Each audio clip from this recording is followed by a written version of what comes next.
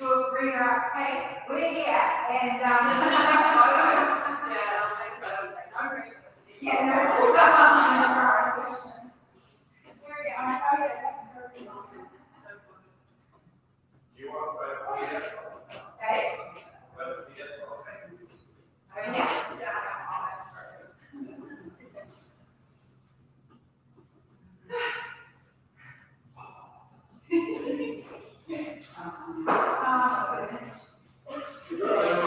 I did because he ran outside. And he didn't.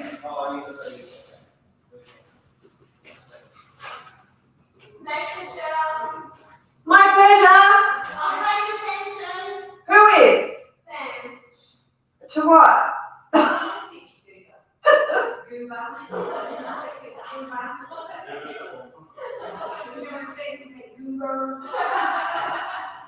Yeah, but we're Australians. I say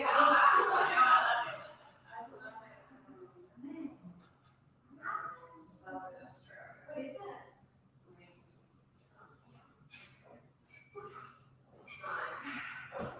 That was very amazing up there. And very little at the same time. It was tiny, but it was gorgeous. It was really gorgeous. No, but you wouldn't want to be going faster because the wind is because it's so little and so like. We are tired of George. Is George going? Yeah, it's actually been the last 5 weeks ago, isn't it? I didn't mind that big one year in Alaska, but that was 3 years. Right? 3 years.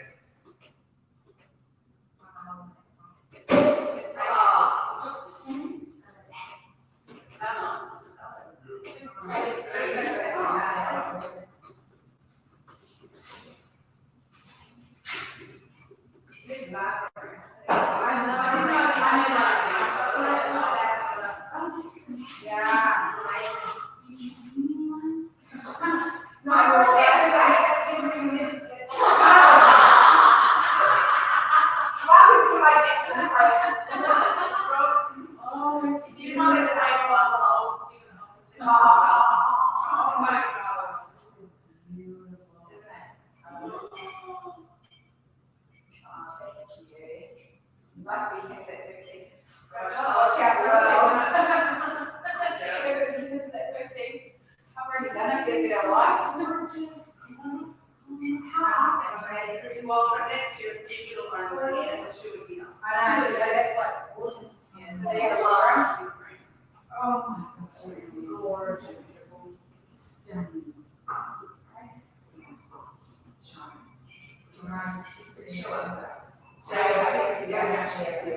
Chadwick's Friday, I love it. Finish off. So what's your mind about that?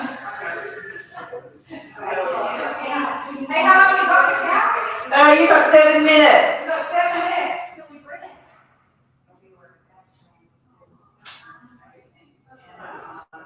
This is my dear friend Rick. I love Rick. Oh, Kieran, and he loves your mom, and he loves how she loves your mom. But, Yeah, well, it's,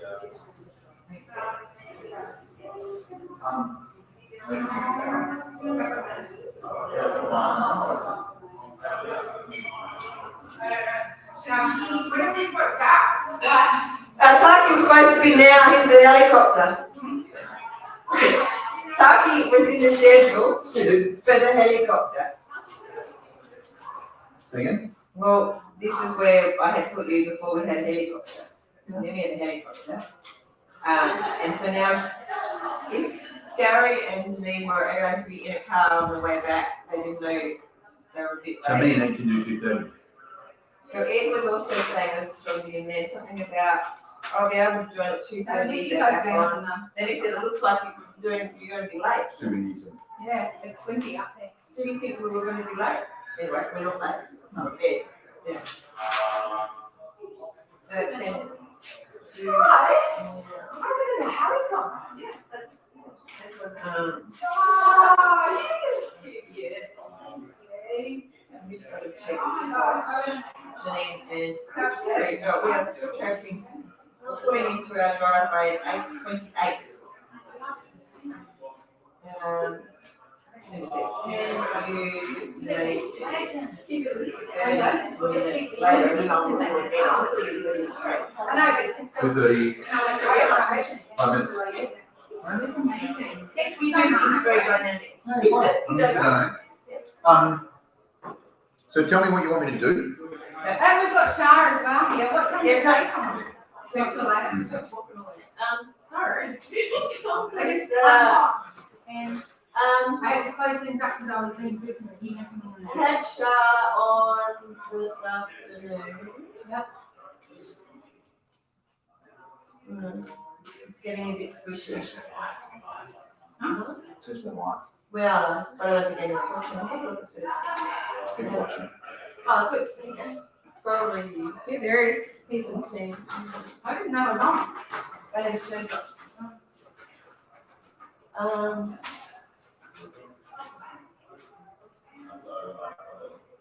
But Doris, that was, I forgot I had him in there, I thought Shah was in there. Do you want it? Now? Like, do you want it? Yeah, I'm sit down.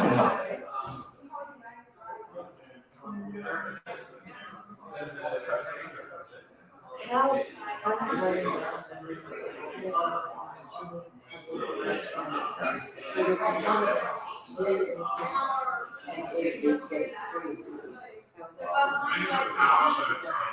Might be okay. Me and Gary's probably just because I don't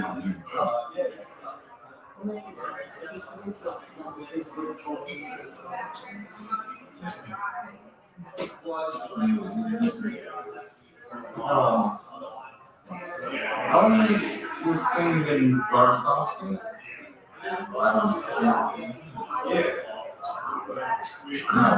Oh, good.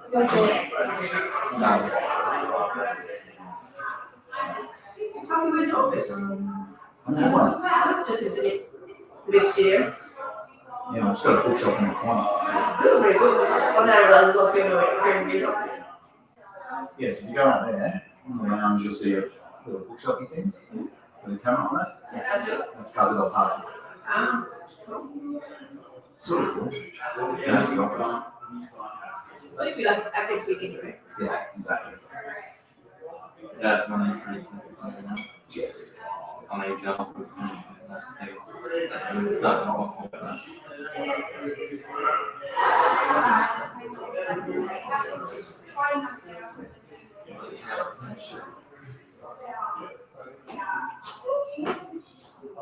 That's what I'm thinking.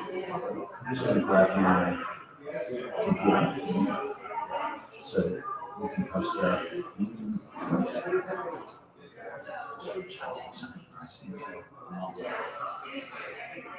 How she's doing is like she'll break your she'll ask you, you know, what is your one thing? She'll ask you about your section. And give them a small thing, you know, Yeah. make it good. Yes. What do you go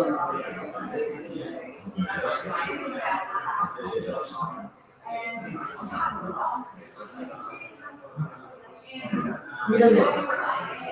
That's the point, I suppose, in some ways, because we can always make small changes that only we Yes. Cool, sure that does. Yeah. Nice. Let me get a drink of water. I'll be right there. Thanks, Michelle. All right.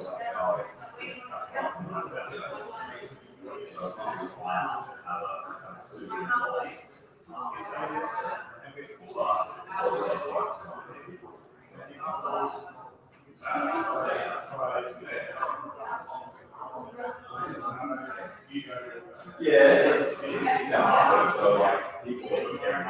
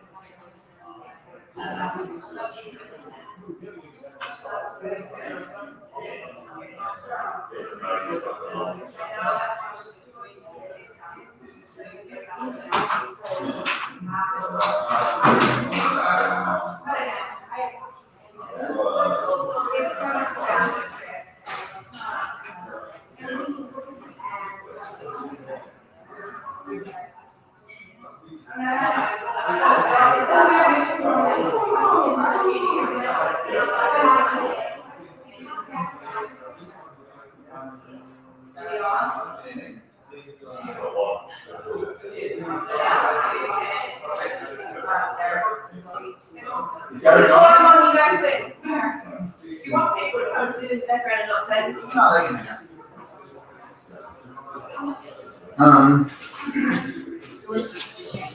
If you got something you want to post, do you?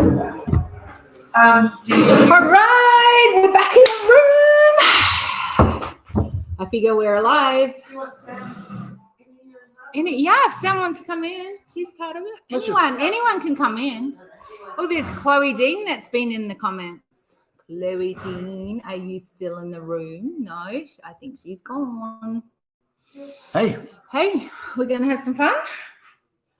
yeah, we're gonna have some fun. We're gonna I'm just have gonna some get a link from Michelle. Good. Oh, it's hot out there. Yeah. Hey, team, going live with Kiri Marie Moore. Can we get that camera looking better now? Because now that we're back up here. I think we look great. Yeah. We shall agree. To talk about The 1% movement. growth, Growth. contribution, Perfect. and badassery. Sounds good to me. Yeah, done. You want the link to the live? No, you texted to me before, right? No, that was the link to the website. Oh, Isn't that the right link? That's a different Is that Oh, water? okay, can you text it to me now? Because I was. I don't. Because it's a different. All right. All right. And well, now I need we're kind of in the shadows because of the. May I have a napkin at any time? You may. I saw that. Well, actually, Something Tad's happened going to have there. that one there. Hang on, babe. Yeah. I'll just eat it. This thing? No, the That? thanks.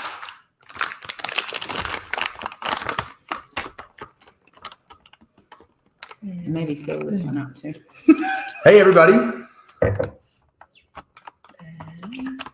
There, we're there. Hey? And okay, the computer's there. Awesome. Sorry, I just don't want the butter everywhere. All right. Well, we've got someone coming in. All right. So good to have you in the room, huh? Hey, baby girl. Mm. That was exciting. Oh my goodness, so exciting. Karen Marie just flew in a helicopter. I did fly in a helicopter. You know what? You know what was so interesting about it though? Was actually, I'm gonna let these people up in the stream. Oh, Yeah, baby. trouble Hi, guys. and spot. Hey, guys. How you doing? It's good. Gary, We've got so much and brightness you. in here. Let me turn this volume You're up. just radiating light right now. I'm trying to get us out of that bright light. Wow. How do you do that? That's scary. on my skin, but it looks like I've got leprosy. I don't know how to make it less. You guys are doing great. You guys Oh, can very hear nice us? to see you. Yeah, we Yeah, can but hear I you. can't Clear. really see you now. We can't see you. I want right to now. make it so we can see you bigger. Sorry, I can't I've answer never been on here, so I'm looking for how to This make is it what bigger. 1% means. We only get to see 1% of you. Yeah, baby. All Well, right. Gary and I guess- Janine, I'm pumped to have you here. I've been eating 1% of it. coffee beans dipped in chocolate, I haven't even So had I'm one other night. buzzing on caffeine and sugar right now, and I'm ready to chat. It's so funny. I had a premonition we were going to be seeing you two talking tonight. So happy birthday, Carrie Marie. Happy Thank 50th. you. The big Guess what I 5-0. just did? No, here, listen to this. Guess what I just did? Huh. I don't think you will be able to guess. You think they'll be able to guess? No. I'll give you a clue. Yeah, give us a She clue. flew in a helicopter. I just flew in a Wow. helicopter. Really? How crazy is this? One of our friends called me yesterday, Mm. and she said, "Hey, I've got an idea for Karen Marie's birthday. Can I tell you it?" I'm like, "Yeah." She goes, "Well, we could fly in a helicopter and land in your neighbor's house and take Karen Marie for a fly. Would that be okay?" I was like, "Yes, that sounds amazing." That is What awesome. a great idea. Oh my gosh. Love it.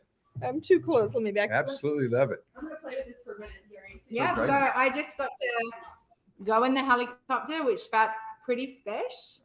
But I want to say, you know, the one thing about it was seeing where our house is, seeing all around us, and the perspective from a whole different level. Like, it was pretty amazing. Mm. I took video of the whole thing. I can't wait to see it. Mm. Super good. That's awesome. So now Taki's going to have to buy one of those I don't know what the problem is. things that fly around in the air, and you can do that every day. Well, here's the thing, One of Gary. those things that fly around in the air, Gary. Yeah, I Here's know. the- I here's the can't thing. get a word right now. What is it Here's called? the thing, though. Okay, here's the thing, right? I don't think Taki would have the patience for the time it takes for it to go and warm up and then cool down at the end, let alone flying it. But Yeah, like, you've got to do this checklist that takes forever. oh my goodness. I'm like, I reckon Taki would be over it before you even get up in the sky. To curb my ADD, the guy gave me a job. I had to be the guy who made sure he didn't fly into the house behind him and give him like hand signals. He did a great job and he looked great. Oh. All right, so here's the thing. Not only are we celebrating today, my 50th. Oh my gosh, how amazing is that? Pretty Big cool. 50. Which is really cool. We also did the 100th episode of the Decision Table podcast today because it was due today. How amazing. Wow. So Yeah. that's the thing we're celebrating. But of course, we're also celebrating the 1% movement Amen. and trying to build that out right now and just build a tribe around it. And it's just been amazing. This morning online, we had just so many different people at this table, spending time, having conversations with people willing to, do their 1%. So one of the things that I know is really awesome is that we're not on our own doing this. And there's awesome humans actually wanting to do some really cool things. So that's really awesome. And the other thing was, although it feels sometimes like you're a unicorn, there are other unicorns out there. And I appreciate that. And knowing that I'm not the only unicorn out there was really good. And then on top of that, I've always thought of Gary as a unicorn. Well, that's what I was thinking. Us unicorns stick together. Yeah, Unicorny, they call it. Yeah. So one of the things though, what was it that you said on your live around growth? What were the 3 things? You said something. Growth. I really Contribution. like contribution. Badassery. Badassery. Yeah. Do you want to start us off? Sure. I just wrote a title for a post. I know, but it's good. So, all right, you put me on the spot. Always. That's what Ethan said. By the way, we had Ethan on this morning. Yeah, and in a helicopter, he did really well. He did. Amazing. Yeah. So, one of the things I love about you is you're always thinking bigger, and there's always another level. And so that's growth. And it's also not just about growing for growth's sake. It's growing to make a difference. And so you kind of balance this growth and contribution piece, which I think is really important. As you grow in a business, it's hard. And so you need a reason that makes it worth the hard.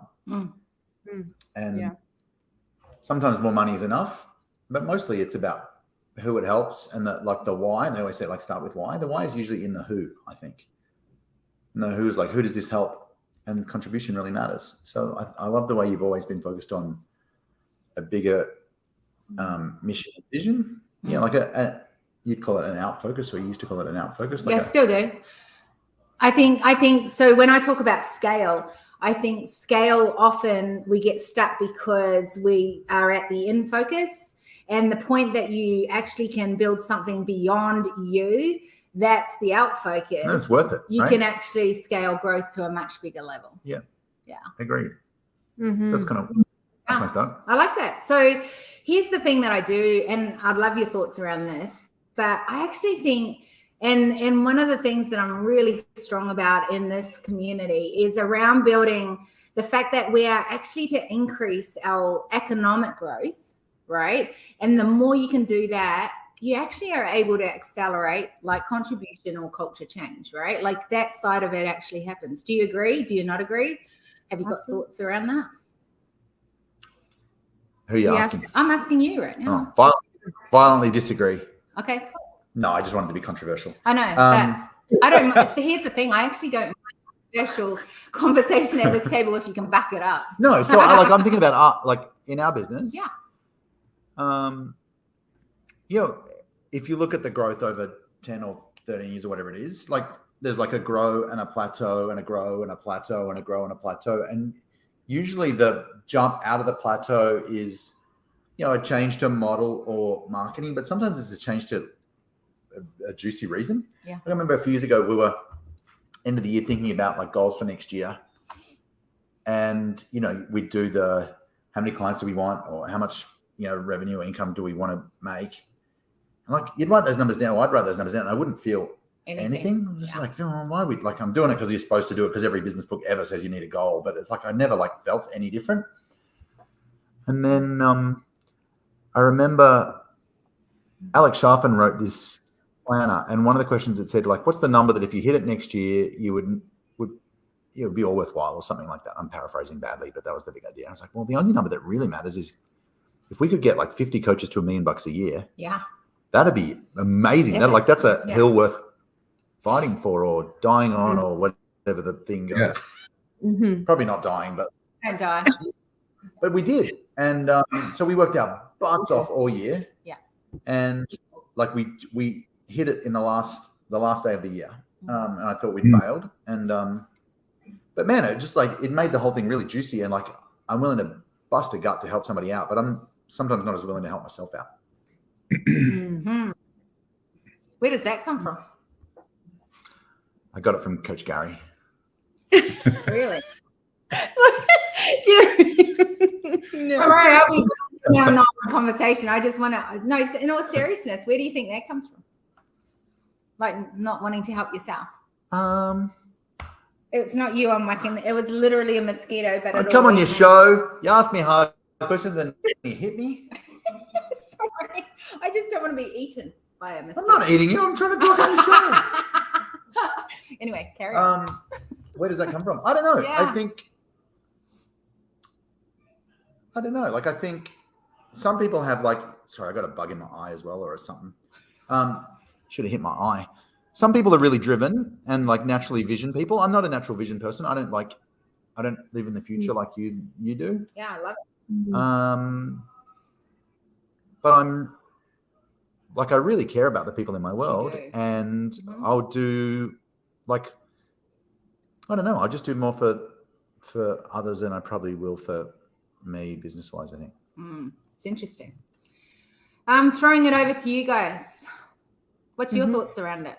Well, here's what I think is significant for all of us to get our arms around. And I don't want to make this about Taki, but I happen to know something that I think is a perfect example of what we're talking about here. I can't think of his All last name. publicity is good publicity, Gary. I'm happy to take it. There's a gentleman, Jason, here in our area that works exclusively with people that operate Hair salons. hair salons. Yeah, thank you. I was going to say hair hair salons. Yeah. And it's late here, Taki, so we're tired. we're struggling to keep awake.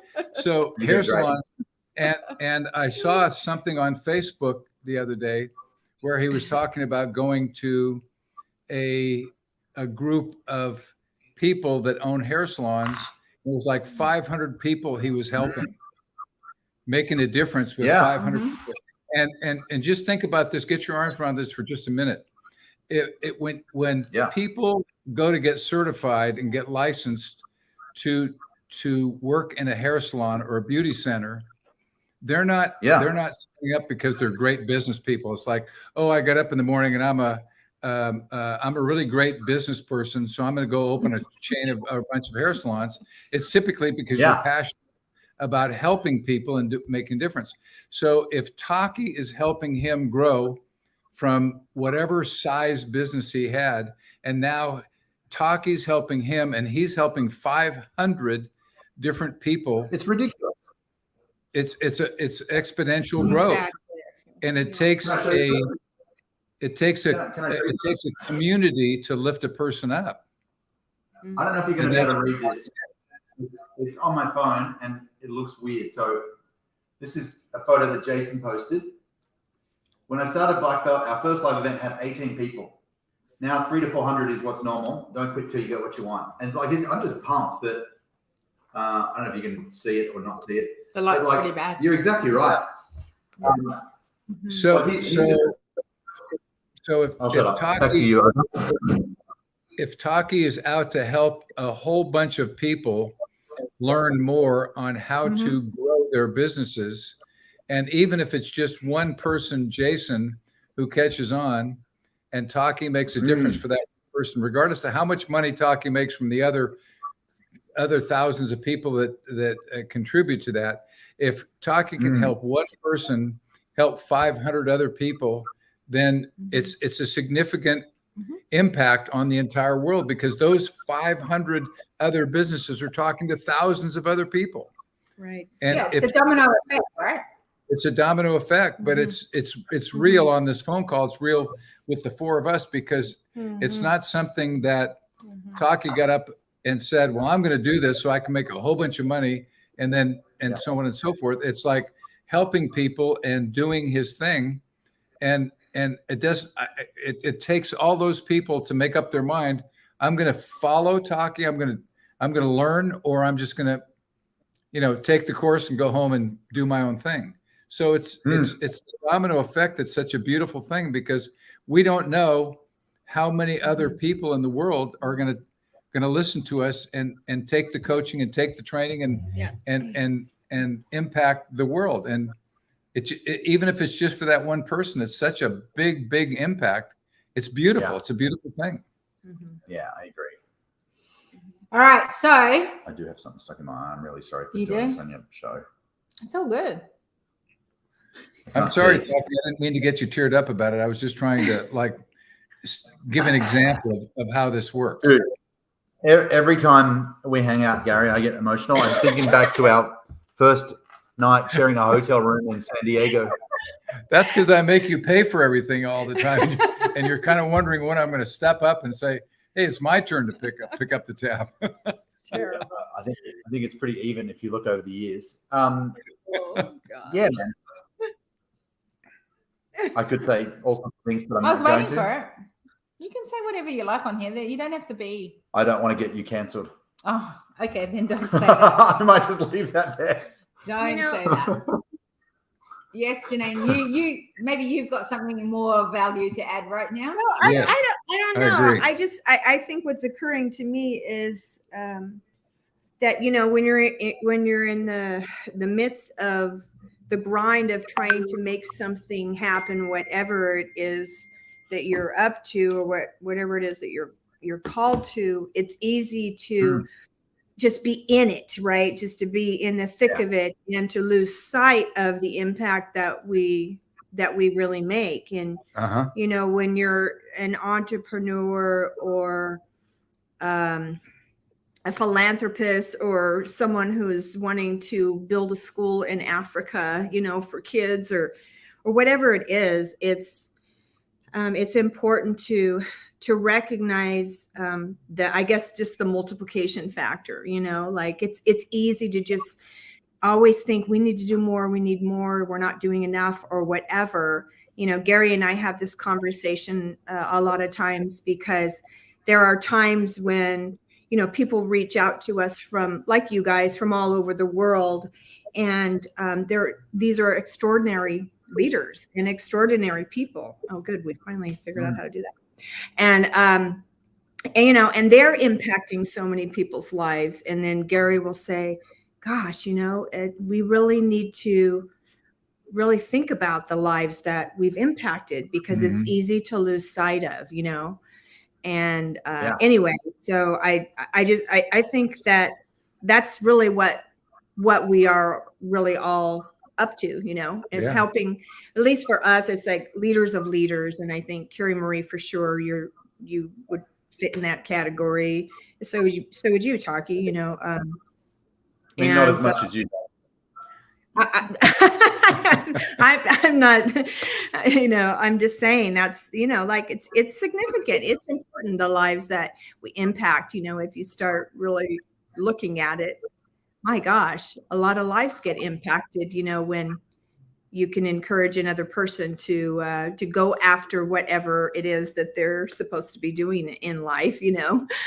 And It's rich, isn't it? it is. It really is, you know.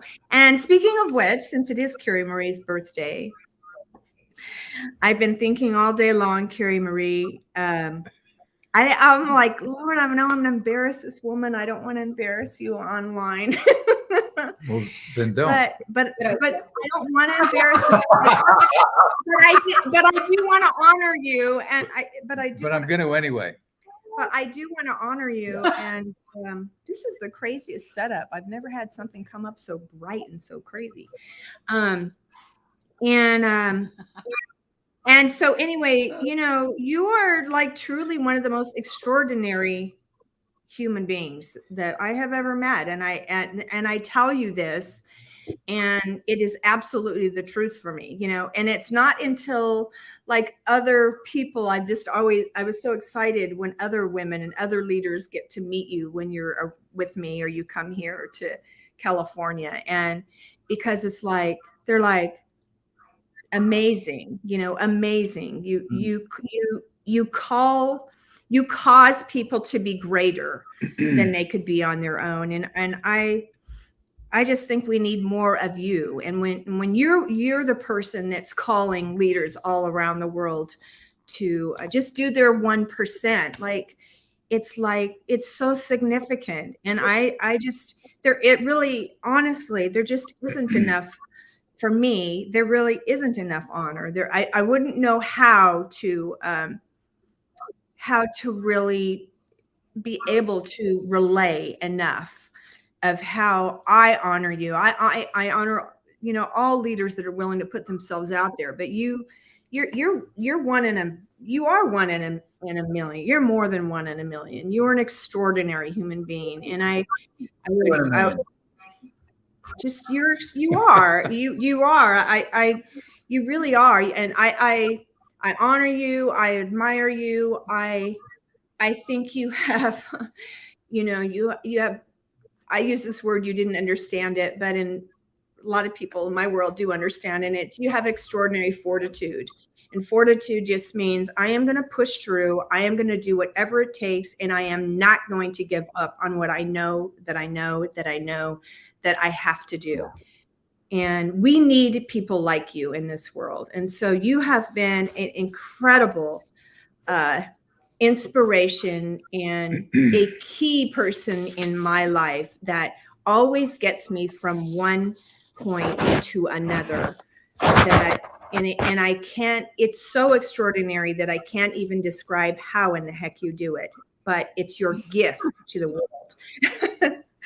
So I love you. I thank you. And I will do whatever I can to just be there for you, to support you in continuing on this path, because the amount of people around the world that you're impacting and will continue to impact is remarkable and wonderful, and it's worth everything. Amen.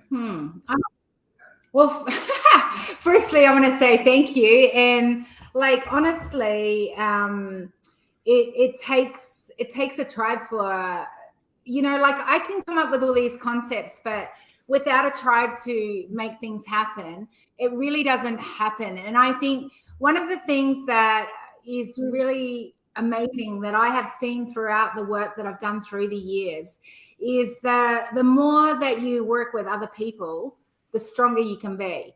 And that is one of the things with the 1% movement. I just feel so truly grateful for, but excited about as well, is that, one of the things with traveling, I've seen the gap across the world from problem to solution really widen. And I've said this to you guys, I've said it before to a few people in my world, but I really have seen it widen. And that we can lose hope if we look at that. But what gives me hope and what is exciting and really something I can really get behind is the fact that I don't have to do this on my own. I can come up with these great ideas of, let's do the 1%. Let's get people, thinking about doing their 1% shifts. But it takes a tribe to do that. And what I love about it is it will never happen with just me. No.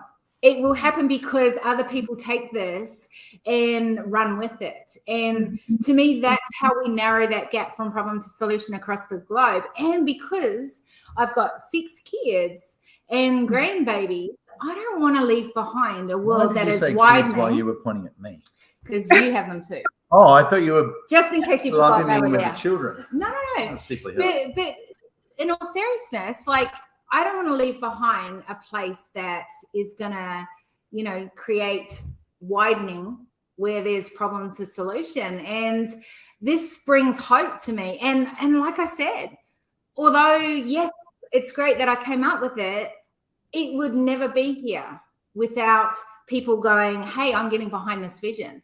And this 100 to 1,000 names is not to get names on the thing and, this is so exciting. It's I do believe if by 2052 we got 1 billion names on the wall, as predicted as 10% of the population, that this actually could, and people are making decisions that are adding to the human race, not taking away from, that we could actually narrow that gap from problem to solution. But I can't do that on my own. I literally can't. And it's having amazing people.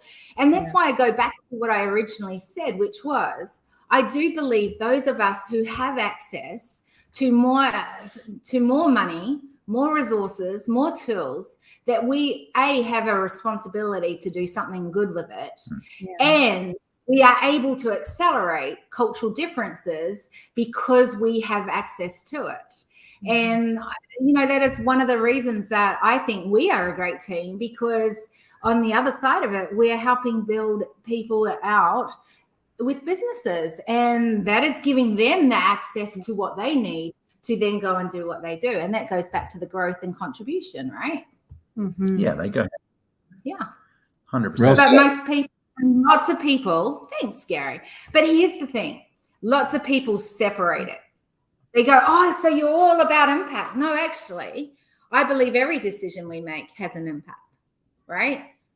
And so even when we're building out businesses, how we do that is how we're building culture within our organizations. That's how we are making a difference, what we've got access to. Yeah. So the more we grow, the more we can give. Yeah, and the more we give, the more we can grow. I know. And how cool is that? And it's epic. Okay. But here's the thing. You said earlier, and I want to ask that question around it. You said, I don't set goals. Yep. Tell us more about that. I always find this a fascinating conversation. Yes. Yeah. Well, you're supposed to set goals because every book ever tells you you're meant to. Like, I just did all the stuff. Maybe I thought maybe I was doing it wrong because you had to write them down. So I wrote them down and I didn't feel any different. So then it said you have to write them down and read them out loud in the morning. So I did that and I didn't feel any different. So then the next book said you got to write them down, read them every morning and visualize it. So I did that. And I was like, well, maybe I'm just not a goals guy. And years ago, I read this book. Evan Bacon recommended it. And it was a crap book with a really good title. So the title's all you really need. Don't read the book. It's not worth it. It's called Stop Setting Goals If You'd Rather Solve Problems. And the big idea is like some people are goal people and some people are problem people, and whatever you are, be that. And so like everywhere we've ever got, well, like on my side of things, you're very goalish and it's awesome. I admire it. I don't get it, but I think it's awesome. We're like the yin and the yang, Yeah. extreme, like in the way that we think we'll do. We've got some people in the room. You can come and be a part of the convo. Shah's in the room, so come and join us. So She's laughing away in the corner. yeah, well, this is Shah. This is Shah Moore, so here's all the Moores. No relation, but good friends. Yeah.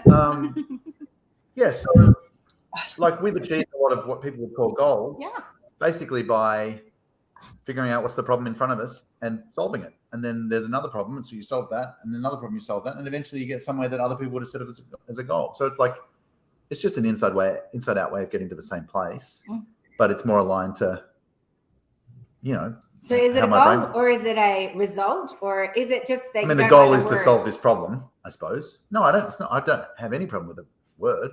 I just like. There's nothing about goals that, like, I feel about goals the same way as I feel about tying shoelaces. It's just like it's non-emotional. It's like brush my teeth. Okay, well that's good. I brush my teeth. Now what? Like doesn't move me. So I'd rather do something that actually excites me and gets me. And I could like solve problems all day long. I find it really fun. So you set yourself a 1% shift. Do you remember it? I think so. Is that cool? What I wrote, Yeah. or is it cool that I think I remember it? Both of it. So yeah, in our world in Black Belt, we help coaches make more money. We do.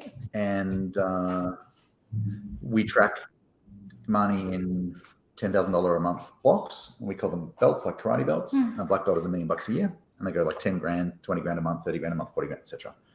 And so we want every time we get together, 3 times a year, March, July, November, next week, November, we want every client to go up a belt. Sounds a bit like a goal. It does. And that's why I'm asking. All right, I'm out. Hey, Joris, and he's coming on to come and be a part of this too. Everyone meet Joris. Austin from Sydney. Hey, brother man, how you doing? All right. Hey. I was just gonna give you. I figured that. I can see him here. He can join the conversation. Yeah. So yeah, I would say that's kind of a goal. But I mean, let's throw it out there, Shah. What are you into goals? Are you not into goals? No. Do you set intentions, or is it just another word that's similar? Yeah, definitely not into goals. I had people say you've got to do business plans. So I went down that whole rabbit hole and did business plans and never looked at it again. Yeah. And looked at it months later and went, wow, I actually tripled everything that was on there just because I did it from here, not because it said step 1, step 2. I can't work like that. Goals, I guess we set goals in the business. Of course, we've got, magazines to fill, we're doing TV shows, whatever, but I don't set them in a way that's very structured and systemized and have a beautiful board or whatever and tick things. No, I'm again working more from here. Yeah. So I think that intuitive call, definitely intention setting, say my intentions all the time, write them in the flower, all of that stuff. And I'm very much into that visualization as well. Like I've seen the launch of the book in New York, like it's happened in my head, it's done.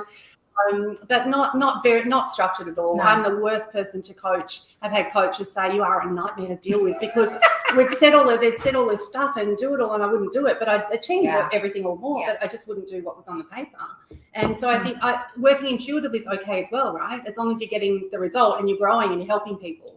And if it works for you, I guess it's finding what works for you. And I think that maybe Just that's do the you. interesting thing, right? Do you? But is that a goal? Is it not? I feel like our heads are cut off. Oh, they are cut off, and I'm not really sure how you're with it, but you might lose all of us. Gary, what do you think? Do you set goals? Repeat that again. I didn't. Do you set goals? Do you set goals? Yes. Yes, I would think you'd set goals. Big time. I think when I think Coach Gary, I think goals. I think hashtag goals. I aspire to be goals? like Gary. Okay. Okay. You had enough? No, I've got to talk to Ed. Okay, you go do that. Sure? Yeah. I don't know how to It's okay. get our heads on. But It's you really go. hard. You sure? We'll go. Thanks for being a part of it. You're so welcome. And pop in anytime. I will. I'll pop back in a bit. Yeah. Can you ask if they can fill that one up? Yeah. That'll be great. Do you want one Got too? to pick sure one. Yeah, Ken, we'll have one here too, please. Thank you. Right. Joris, what about you? Do you set goals? You need to work the screen. I know. I really don't know how to do that. They've changed it here. See the picture with the two, no, go over one Yeah. more. No, other way. Oh, yeah. No. What the heck? No, the one that's got closer. Now we've lost everyone. That's Awesome. perfect. It's just the way we like it. I'm so good at this. Next one over. Which one? That way? No, other way. Oh, that wasn't that the one I had. One more, yeah. Try that one. There we go. Oh, See there more we of go. everyone. Wow. There you go. Especially That's us. cool. That's right. Let's just get in the shot here. Here we go. Birthday girls. That's right. Yeah. Joris, what about you? Do you set goals? I can't hear you. Unmute yourself. I'm not very good at lip reading. Oh, No, Can't it's hear. still muted. can anyone interpret what he just said? I reckon he said, we are just legends, and he's so happy to be in this room with us. And he's with us. And what? And now he's not talking, so I better stop talking to him. No. Afterwards. He's No, we muted cannot now. You're hear actually you. muted You now. are actually muted on the thing. Did you come in on? Better? Yay. Wow, you have a voice. Yes. Yes, I do. I do. See, when you come to the table, we give you a voice. I'm just kidding. Thank you. Happy birthday, Kiri. Thank you very much. How's Sydney weather? Is it doing all right down there for you? It's really windy. I'm in Newcastle right now, but it's very windy. You're in Newcastle. Okay. Yes. Which one's which? They're Thank both you. fresh. Perfect. Celebration.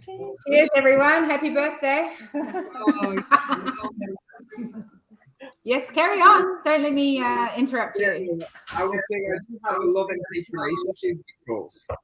And I think I'm sure I'm not the only one, but I think you go from I don't have any to, I have a few to, I need to formulate them better, to why is this not happening, to them, you know, working against each other. And then I think it's an improvement in finding your groove with what works for you best. But like Gary, 100%, you do need them. But I personally find that the way you keep yourself accountable with them, the relationship you develop with the goals is key on whether anything is going to happen as a result. Yeah. What's working for you? I'm curious now. Say that again. What's working for you when it comes to goals? Yeah, for me, like that's why I did this around the 1% shift, right? Like I could say, like let's just do 100% your shift in what you're meant to do in life. Reality is, it's so much easier if we do things. I think if I just say I do my 1%, you do your 1%, Gary does his 1%, Janine does his, Josh does his, Michelle does hers. It feels like it's more attainable when you do something like that. And yet what is interesting about it, because everyone is willing to do their 1%, it actually does shift the dial. Now, if I said to you, can you do 100%? I'm going to do 100%. It feels almost, well, I'm not perfect. There's no way I'm going to be able to do that. So I'm just not even going to attempt it. And so I feel like in a lot of ways, even the 1% shift for me is the sustainable shift. It's the thing that is the long term in my world. And I talk a lot about micro shifts. And I think that it's even the micro shifts that help us to do the macro, which is the 1%. So I break it down even more. And I go, the 1% shift, if I look back at my life and I go, this is what I stood for. That's my 1%. That's what I want to be. I want people to talk about and go, hey, she helped, you know, this and did this, whatever it is, right?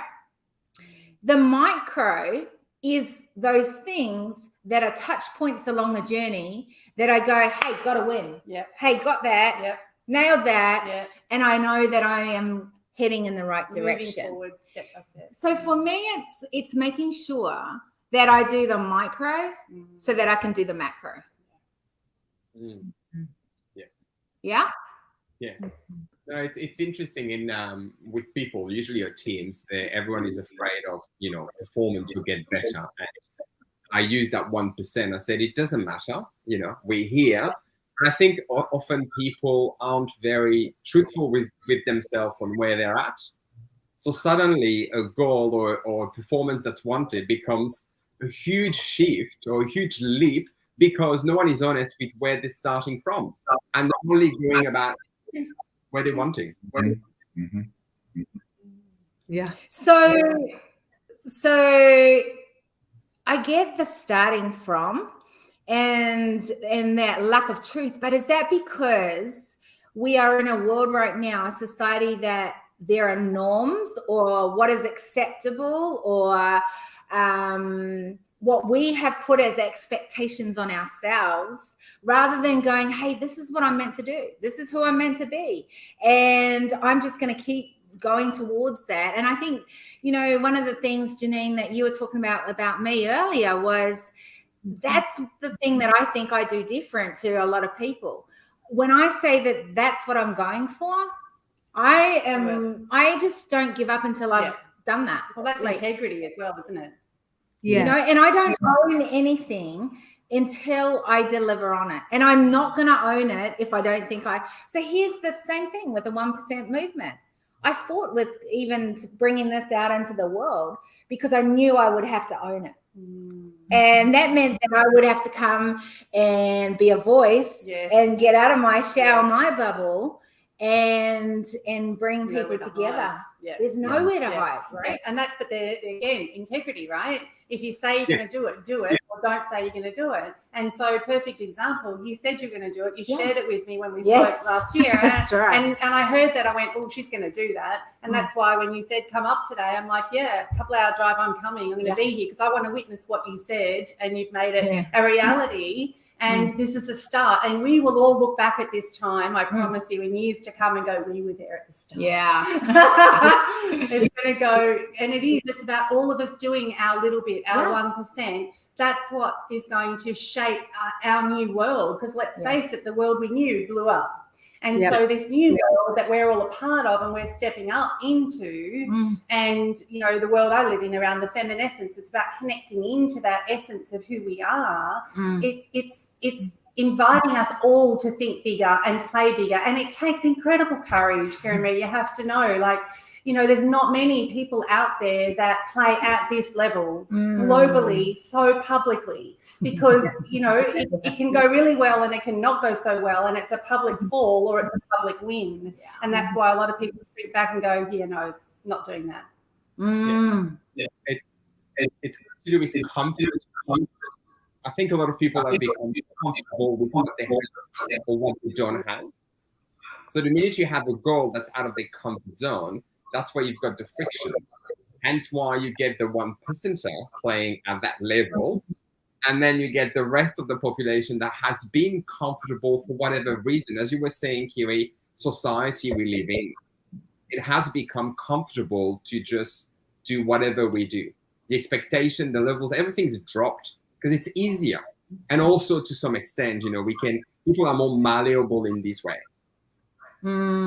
It's greater courage and integrity and jumping out of your comfort zone to have such a goal and see them through. Personally, comfort is a big shift. And they say the magic is outside of the comfort zone. What they don't say is it's also scary as all hell. Right? Because the comfort zone, we've lined it, we've furnished it with everything we love, and we're safe there. And so when we step out of that, everything is new, and every boundary you're pushing now is different, and you don't know what it looks like and what's on the other side of it, but you're doing it anyway. And that's true leadership. Absolutely. Gary, have you got some thoughts around that? Do I have some thoughts around it? Oh my God. Well, The table. I want to hear what you've got to say. No, he's awful quiet for the. Are you okay? I have a lot of thoughts about it, and I'm going to be brief because it's a complicated subject. But at some level, we're talking about the difference between commitment and goals and expectations and ideals. So as all of us have said, you know, people have great intentions sometimes, and they say, well, I'm going to lose 30 pounds, or I'm going to get 10 new clients, or I'm going to build my business up to a certain point. But are they really committed to that? And what Kiri Marie talked about, which I think is really significant for those of us that want to set goals to achieve, there's a lead goal and a lag goal. The lead goal is how many 1% people can I get, and the lag goal is the ultimate 1,000.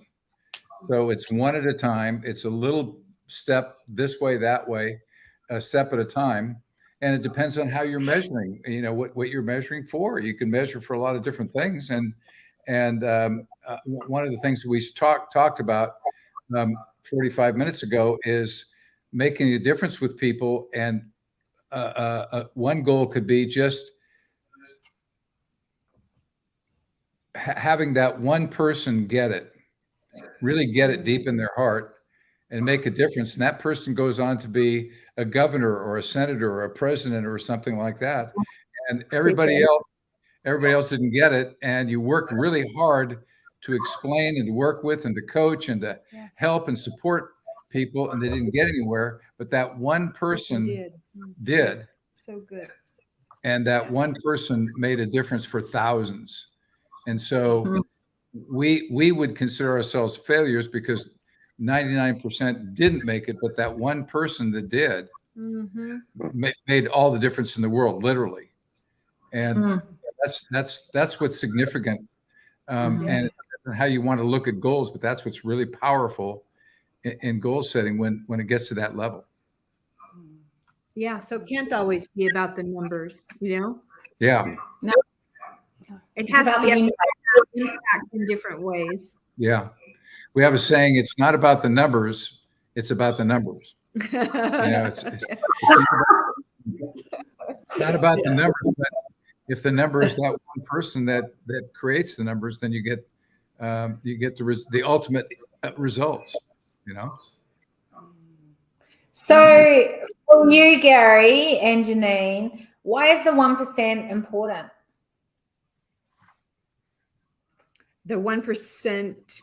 Doing your 1% shift. Why is that important? Make sure Yeah. I understood what you meant. Well, well, for me, it's honestly, I just live and breathe purpose. It is the essence of the human that I am. So it's almost like I can't do any other thing. And I think there are some of us out there. I wouldn't say we're the majority by any means, but I would say some of us just truly feel we were born in this world, and we have to go after that divine purpose we were put here for. And that's just how I'm wired. I think many of us who are at this kind of a level, Carrie Marie, that is how we're wired. And we're trying to figure out what it all looks like, but yet you can't get away from this is who you are. Right? 100%. Yeah. So for me, is a lot of significance in the 1%, because I feel like the people that we're all looking at on the screen here, and the very, very few people that are close to Janine and I, are in a 1% Sure, absolutely. conversation. And so I say to Janine all the time, Janine says, well, why does this person do this? And how come this other person doesn't get it? And why does one of our daughters disappoint us in certain ways or whatever? And I said, because it's 1% of the people that really are committed to getting it. And you even have to say to yourself sometime, I don't get it, but I'm willing to keep going after it until I do get it, until I do understand, So you can say something like, I'm all in, but are you really all in, or are you just saying that? And when you feel that you're all in, then you know. But in the meantime, you're moving in the right direction. You're moving in that direction. You're committed to that direction. When you're committed to it, ultimately you get there. Yeah, and it's interesting because I've thought about, we all have these days where it's like you've tried to get whatever that next big thing is that you're working on to happen, and you just get so stretched that you just are like, I am so done. I just want to throw in the towel. And we'll have a day like that, right? And at least it's not too often, but when you do, it's like, it's kind of ugly, but what happens is always, at least for me, is I wake up the next day and I go, who the hell am I kidding? This is not good. Yeah. I just had to just do my thing and freak out for a day and say, I'm going to throw in the towel. I can't do this anymore. But then let's get a reality check here. No. But Janine, on that note, I mean, that's the 1%, right? Because if it was that easy, there would be so many more people doing it. Like, that's how I think of it, right? Yeah. So how do you keep real to the bigger? I think this is an interesting conversation, the longer term sort of goal, aim, thing you're working towards, whatever that is for you. For me, it's a sustainable solution. It's like, for me, it's the long-term thing. And what I have learned in my world, and those that play in the 1% are the ones that can keep hold of a much longer and bigger dream and a vision. Unwavering, going, this is where I'm going, and this. But what I'm also interested in is, how do we narrow that gap from the one that can do that, the long term, to the one that sort of looks at the short term fix, which is most of the population, by the way. Microwave world. Correct. And how do we narrow that? Because what is it that you think that you can hold on to such a bigger dream? Well, I think it. Oh, please. It joins to what you just said, Gary and Janine. I think it's directly linked to that inner knowing, that unearthing of the essence of the reason why you've happened to, live on this earth at just such a time, Yes. to have gone through the experience, to have collected everything that you are and you've become.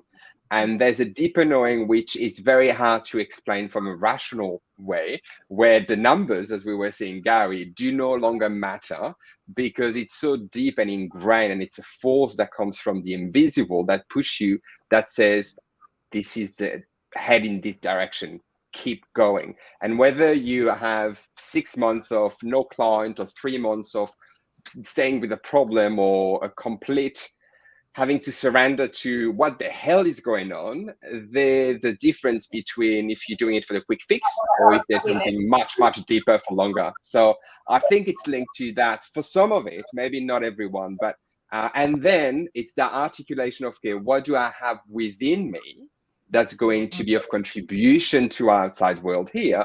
And then it just flower blossoms, and then it sticks, and then the numbers start to matter, and you can use them to see how much of an impact you're having and how much you can contribute with your 1%. Yeah, powerful. Yeah, you said something very much in the direction of what I was going to say when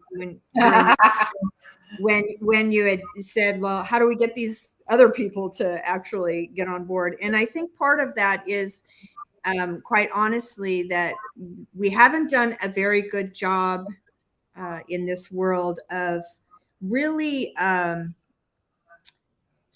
do I say this?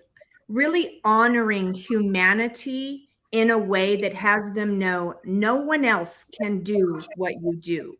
No one else can be what you are. No one else can ever, no matter what, do what you put in this world to do. And if people can get that, then they can stop competing. They can stop looking at everyone else, and they can just say, how can I truly become all that I was meant to be and fulfill on my destiny?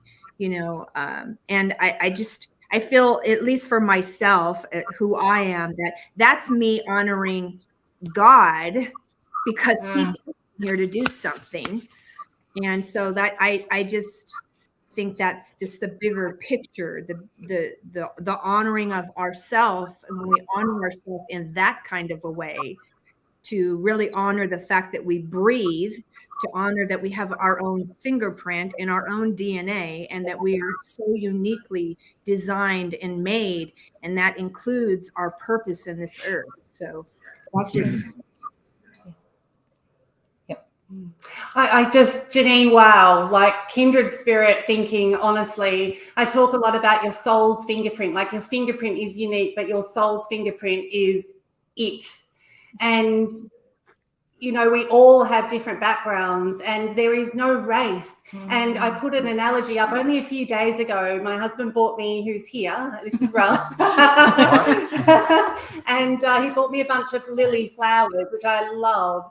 And all of them bloomed except one. And I trimmed and did everything. She wasn't ready to bloom, right? Anyway, all the rest bloomed and died. And this one decided it's my time. And I had to write a Facebook post because I thought she didn't care that the others had bloomed and gone. She was ready to bloom when she was ready. And boy, did she stand out. And she literally filled the vase with her bloom because she could spread her wings. And I think so many of us in life and in business, we constantly compare and compete. Yeah. We go on Facebook and we look at these perfect picture photos, right? And we go, oh, look at their life. But 2 seconds before, we're fighting and arguing, and they took the one selfie. And I think we all have this gift, you're right, and we can't compare. My Indian background, my story, everything, not having any formal education, but achieving so far what I've achieved. It's about who you connect with. It's those 1%ers around the world that we're all connecting with, and together, when we're ready, we will grow and we will bloom. Yeah. I love that. Yeah. Hey, Gary, I want to give you a chance. I'm going to bring you in the convo in a minute, but I just want to give Gary a chance to say whatever you need to, and then I want to love and release you two, because I know it's late over there. Thank you. But before I give you a chance, Gary, I do need to say one thing. This book would never have happened if the lady beside Gary didn't help me design this book. And, she is such a blessing to the world. And you are a very, very talented woman. And I'm so grateful you are in our world. And this book, she worked effortlessly. And while she was even really sick, to help me get this done for this launch. And, it is amazing. In 3 weeks. So, I take my hat off to you, because I know I am not the easiest person to work with when it comes to.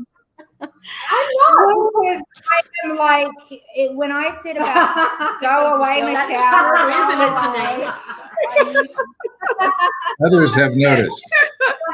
Thank you, Michelle. Hey, you have an extraordinary team, because you're extraordinary. If you're extraordinary, you have to have an extraordinary team to be able to even think on remotely on your level to represent but you. here's the thing, like, you got to understand. When I say I'm difficult, I mean that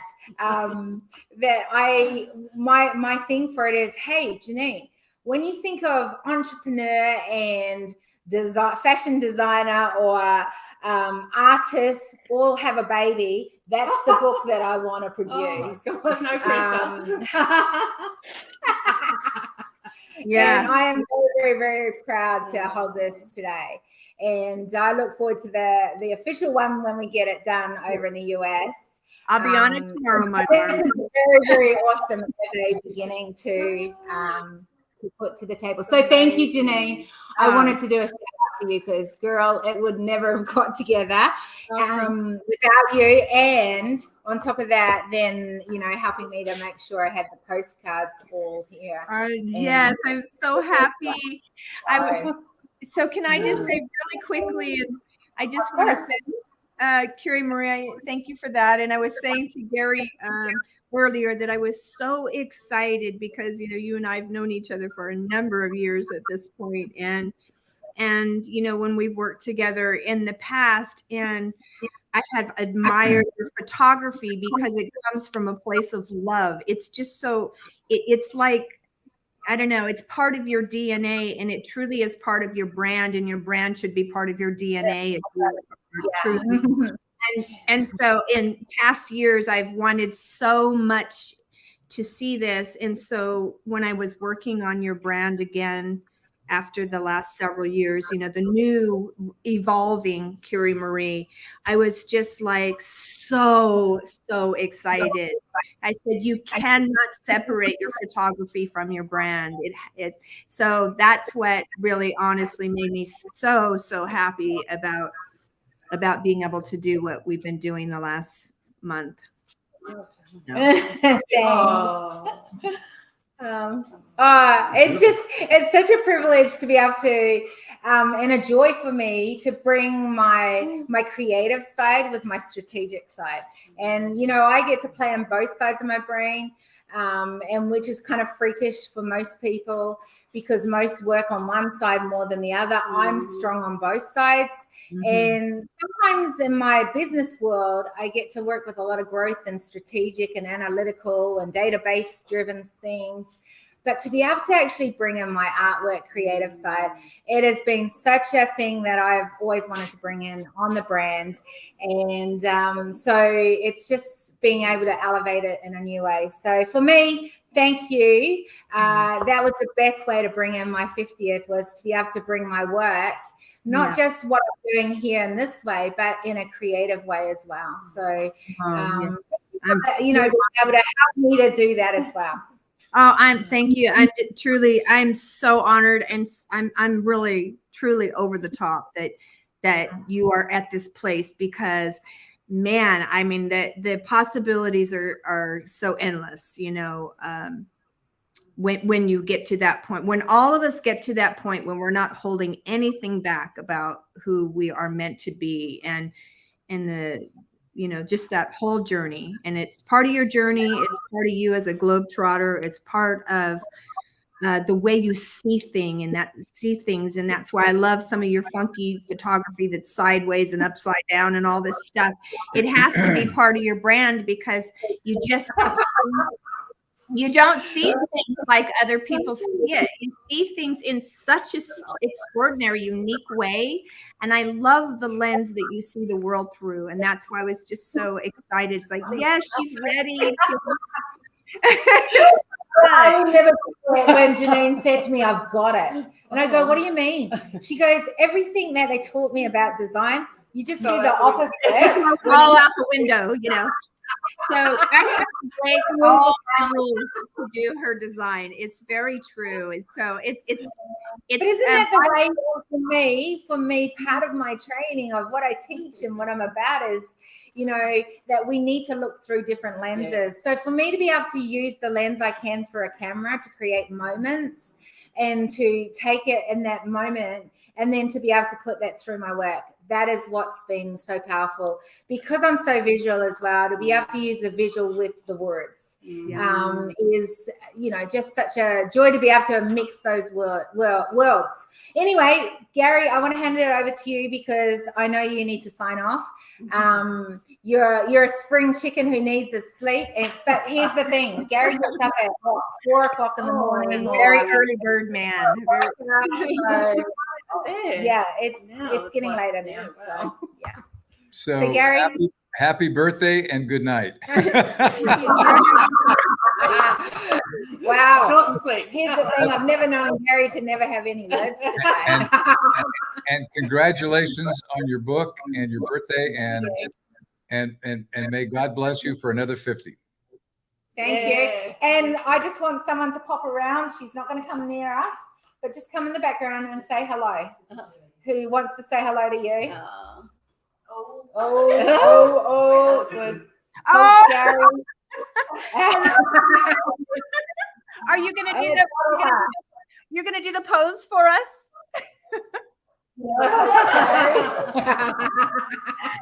All right. Well, big love to you too, and thank you for being a part of it. So proud of you. We love you guys. Thanks, my love.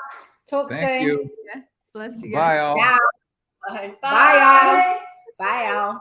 Bye, guys. I need to learn that one. We're in Texas. Bye, y'all. Y'all.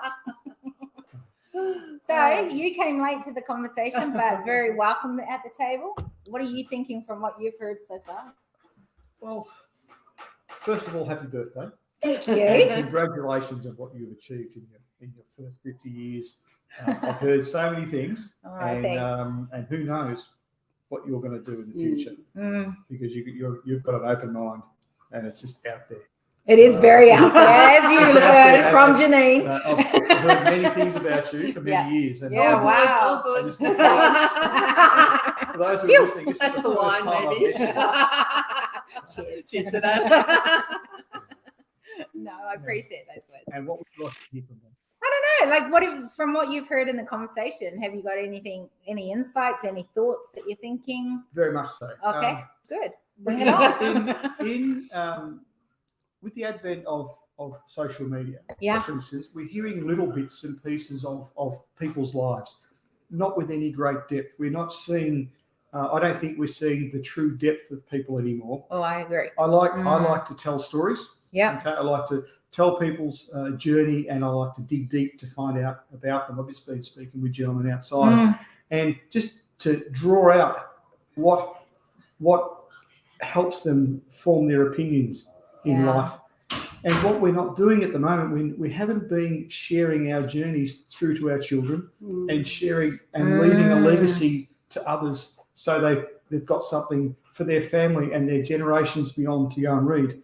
And I think it's really important that we get back to history and we start leaving history behind for the next generations to be able to look at. I mean, my own father passed away at age 80, and I was actually astounded how little I knew about him. And it was because I didn't ask. And my brother and I have had this conversation many times.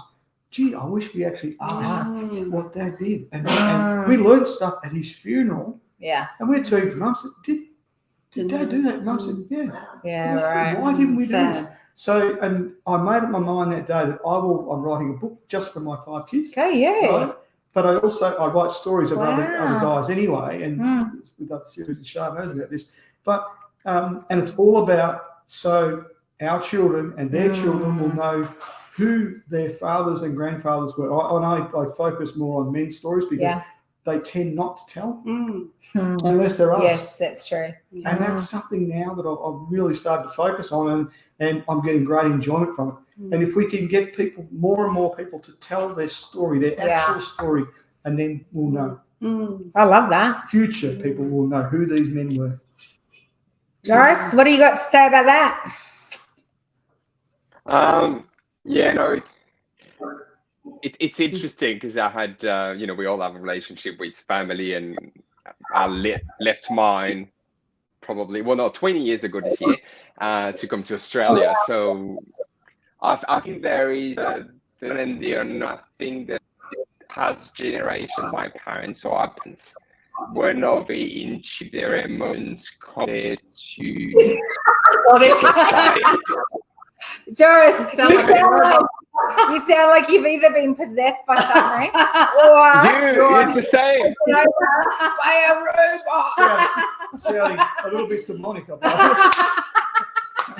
Have you been It's the drinking same. coffee? No. Oh, he's No back. comments. Welcome back. Can you hear me? Oh, really? Maybe you should. Is it better now? Yes. Yeah, it is actually.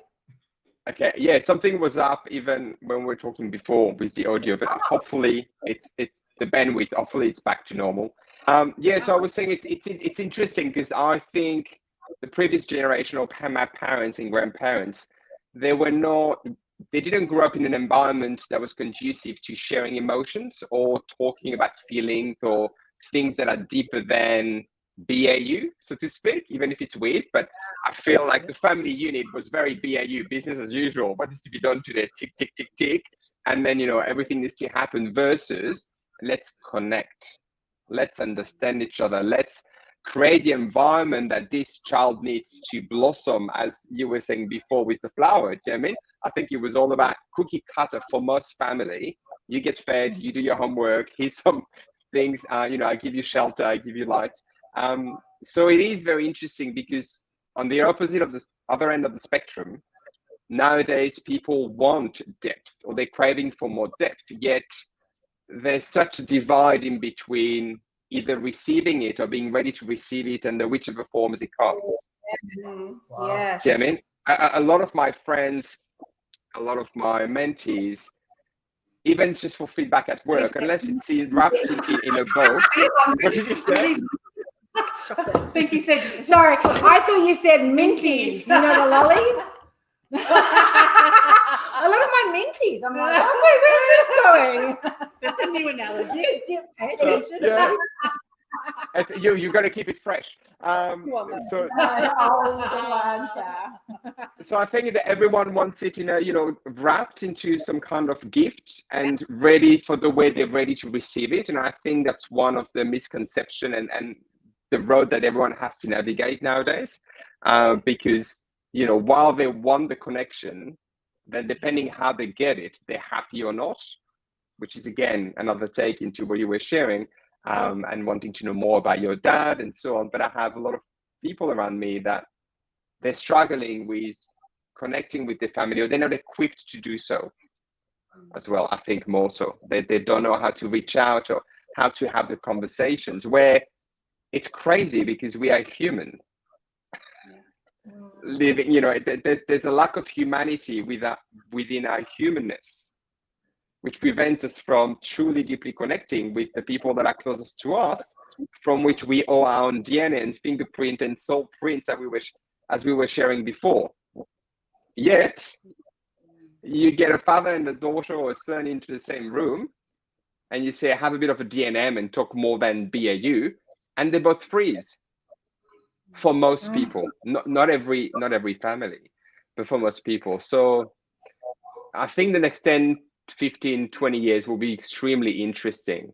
And I think to go back to Curie and the 1%. It's going to be like a vacuum cleaner in society between the top, bottom, and the middle, including in people that want more. It's easy like that. Yeah, I'm very. It's so happening by her. I've been so well behaved all day long. Might be this. We just want to kind of go. I know. It's help following the structure. But okay, I'll take that. It's in a brain. Life's tough. I didn't say we grow up. It just sounds like a real robot, and like you're talking this real deep stuff, and I'm trying to figure it out. And I'm like, even in my concentration, and I'm really listening. I'm like, I don't know if I hear you, but I can't hear. And the next minute, I hear, ah! I'm like, yeah, nah, she can't understand it either. Doris, this is what I live with. Okay? I do feel for you. I do feel for you. Just can you repeat that last little bit, because I literally couldn't hear it. When you went up to this, it went. I say, That's literally how it sounded. I think if we look at organization and businesses worldwide, there's going to be a vacuum seal happening where small companies are going to be acquired by the big one. So there's going to be an effect going up. And then the people finding themselves in the middle are going to want to go on, the van life. I want to be a solopreneur. I want to be a coach. And they're going down to solopreneurship, then massive ownership of large corporation, and nothing in the middle. There's going to be a huge gap. And I think with the work that Kiri is doing, it's going to be very similar. There's going to be a huge gap in between the 1%er and what they're after and the contribution. Then nothing in the middle. It's going to become like deserts. And then at the bottom, it's going to be people completely lost, searching for things, longing for things that is not coming. And I think with what's happening and, for example, just Twitter or social media, it's just heading in a direction which is very interesting. So my next question will be, what can we do? How can we show up? I was about to say that, like, okay, you're telling me this now. This is our problem we see. What do we do about this? Or how do we narrow that? I always talk about narrowing the gap, because if I just say, how do we fix this? Then it becomes like bigger than Ben-Hur, right? Like, and we just go, we can't even go there, right? And again, it goes back to the micro versus the macro and working towards. And I go, so how do we narrow that, knowing that that is a problem, and start moving towards? Because I think that's the important thing. I'm going to say, while you guys are talking, I'm going to say goodbye to these two if they come around here. So thank you so much. Happy for birthday. coming and being a part of it. By the way, because of this amazing woman, I got to go in a helicopter just before. So I'm the pilot of the helicopter. Thank you so much. It means the world. Nice to meet you. Jeremy. Of course. Yeah. Wait for a minute. 2, 3. Oh, sorry.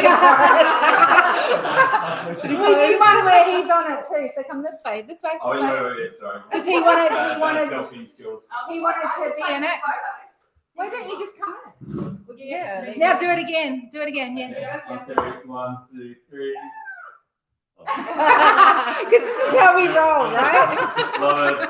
Awesome. Love it. Thank you. Appreciate you guys. That's it. Just keep it down over there, please. safe flying. Like, How often can you say that? Like, Oh, I've that's so never good. I saw it on the movie once. Yeah, No, just exactly. kidding. Sorry, Doris. Back to you. No. How do we? I think one thing we can do is to make sure we don't avoid the conversations. I think too often, even with our friends, our family, our coworkers, we see something, and it's easier to just keep quiet and then not say anything, and that's I think not helping, because it's been pushed away. There's not an opportunity to exchange. Your reaction straight away was, "Oh my God, let's talk about it. What can we do?" Yeah, Other where people, a lot of people go, Oh, that's too big. Yeah, no. That's- Leave that for someone else. Yes. Whereas I'm like, bring How it do we get on. in there? Let me at it. Okay, so we see a problem. Woo. But then I go, my first point is, what is the actual problem we see? Is there anything that we see as a solution? Okay, if we don't, or if we see parts of it, and then I go, who are the stakeholders we need to have a conversation to have that with? People need to Like, pull in. correct. And that's where I go with this whole 1% movement, going, this is not something I can do on my own. I cannot solve the global issues across the globe all by myself. No one can. But I can with a whole lot of people coming Definitely. in and doing Adding their things. 1%. Correct. Mhm. And that's what I always say is, what is that problem that we're seeing? In this case, that problem that you absolutely identified, then who would be stakeholders that we would invite to the table to have a conversation around that? So who would we invite? Mm. Because this is how we're going to see change, right? Like, we have got to start coming up with ways. We talk about having a different conversation. We talk about having more depth and deep conversations. It's really easy to identify problems. It really is. Anyone can But do what that. I'm not hearing a lot of right now is people coming to the table with the solutions or willingness to even entertain that maybe we could take ownership of that. Do we need to include all generations? Include our children as young at a young age, so they become involved in the conversations that matter, Yeah. and to see how they're thinking, getting them to ask questions, asking questions that they're probably not confident normally to ask. Give them the environment to do that. Bridge that gap. I love that. Absolutely. And our children, Russ and my children, 29, 25, 19, but our boys, 25, 29, we sit down and we learn so much from them. Yeah. Their level of thinking it's just so different because they've grown up with social media. Yes, it has its downsides, but the tap into the internet and the knowledge that they have that I certainly didn't have at their age. Yeah. They do think differently. And I agree. I think at the table, we need all ages and stages of life because we get those different perspectives. We also need people at the other end of life that we can tap into their wisdom. And then we need the up and coming and everyone in the middle. Yeah. And I think that's where we can start to shape our new future and start to bridge that gap and narrow that divide between the 1% and everyone else, because we need all of it. It's not, we're not going to fix the world. You're not going to fix the world. No. Russ isn't. It's all of us together. Yeah. And that's, I think, the mindset we need to. There's not one person. It's all of us. Giving them a platform to ask their questions. Yes. Yes. A safe space. A safe Yeah. space, because lots of questions we probably should have asked when we were younger. We didn't have the confidence to ask, too afraid to ask, There was no way I was There was allowed no to way. ask it. afraid to, I wasn't even allowed to. maybe even afraid of the answers. There was we're gonna consequences get. if I asked That's questions. If you put your hand up, Yeah. who do you think you are? You're a child. Yeah. Like, can I have no? Yeah. Down, girl. Yeah. Yeah. Down, girl. Down, girl. So it's a So she's great an point you Indian. make, Joris. Yes. It's a great point you It make. is, Joris. Yeah. Wow. It's Mm. it's fascinating, but I think it's also trying to understand the environment. So the bigger environment. So for my parents post World War, what did happen? What was the focus of society of human? Human wanted to survive, wanted to rebuild, they wanted to get back to a certain level of living. And then I think then there was a turn that could have been taken, which no one did, and everyone went like sheep, It was about, and they were like, yeah, let's go. So then and then a few people were like, oh, we can benefit from this. Woohoo, let's benefit from this. And the rest just kept on going, 9 to 5, 9 to 5, 9 to 5. And the dumbing down of, to some extent, an entire generation, because there was, as you say, no conversation, no questions asked. Yeah. It was just, No, challenging your the status or the great American dream, or the Australian dream, a house, a picket fence, the dog and a kid by age 23. You'll be happy. That's all you need. Yeah. We often question that. Oh, all the time. We question that, Shara and I, about that. What is that great Australian dream still current? Mm. Does it need to be current? Who decided that? Yeah, and who decided it? Russ and I, for 30 years, have lived our life like someone left the gate open, and we've been judged, right? I We've been love that. judged. It's like It's the you best. travel, you don't have a house, you don't. Yeah, but that works for us, and Yeah. we're so happy, and we're about to run away from home Yeah. again, and every few months we'll know the next few months, and then the plan is no plan, and we've already had some people going, do you think that's safe? Do you think yes, because it works for us. Yeah. And so who decided that that was wrong or right? And along the way, we're going to find great people and find answers to questions we have. And who's to say that's wrong? And I think that comes back to that whole just do you, like just do what works for you and your life and your family. Yeah. And the rest just doesn't matter. And then find your tribe of people who go, which we have, going, yeah, go you. Yeah. Talk to me when you're in Austin, Texas. Talk to me when you're here. You know, and it's not wrong. And we've gone through stages in our life together where we have lived that normal life of expectation of others more so. And we do that, but then we look at each other and we say, is this really for us? No, Yeah. suburban mom. It's just not me. Yeah, I'm not really that Nothing one wrong either. with that. I'm not very good at that. Nothing wrong if that's you and you've chosen that. But if society has chosen it for Yeah. you, maybe question and say, if someone opened the gate to your life, would you still do what you're doing, or would you run away from home like we are? Yeah. Someone, a good friend of mine, we chat every week. He asked me, he said, what do you think you'll be doing in 5 years? And I looked, I said, I don't know. Honestly, We don't know. In all honesty, I said, I don't know where we'll Where be. will you be? Don't know. And that's what And- we love about our Yeah. life. And 'cause we he, don't know. he's laughed at me and said, I thought as much. Yeah. But here's the thing, and here's the thing that I think is interesting about the whole conversation we're having here. Even if you look at who's been on here on this table today for the 1% movement, go for it. By the way, comfortable as. Oh, it's middle age.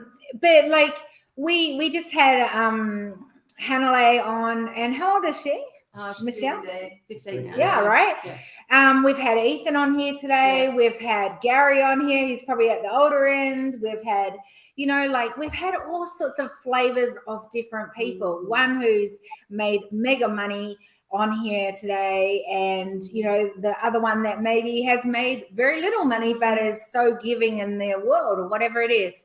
And that is what I mean by having different stakeholders at the table.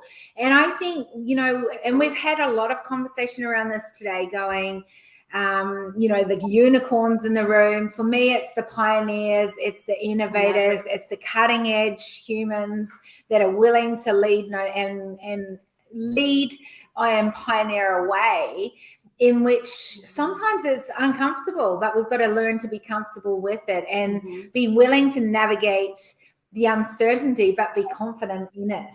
And I just think if we bring people to the table, I want people to know, and that's why I said when I saw you come into the door, you already have permission to be at this table. You don't have to ask to come over here.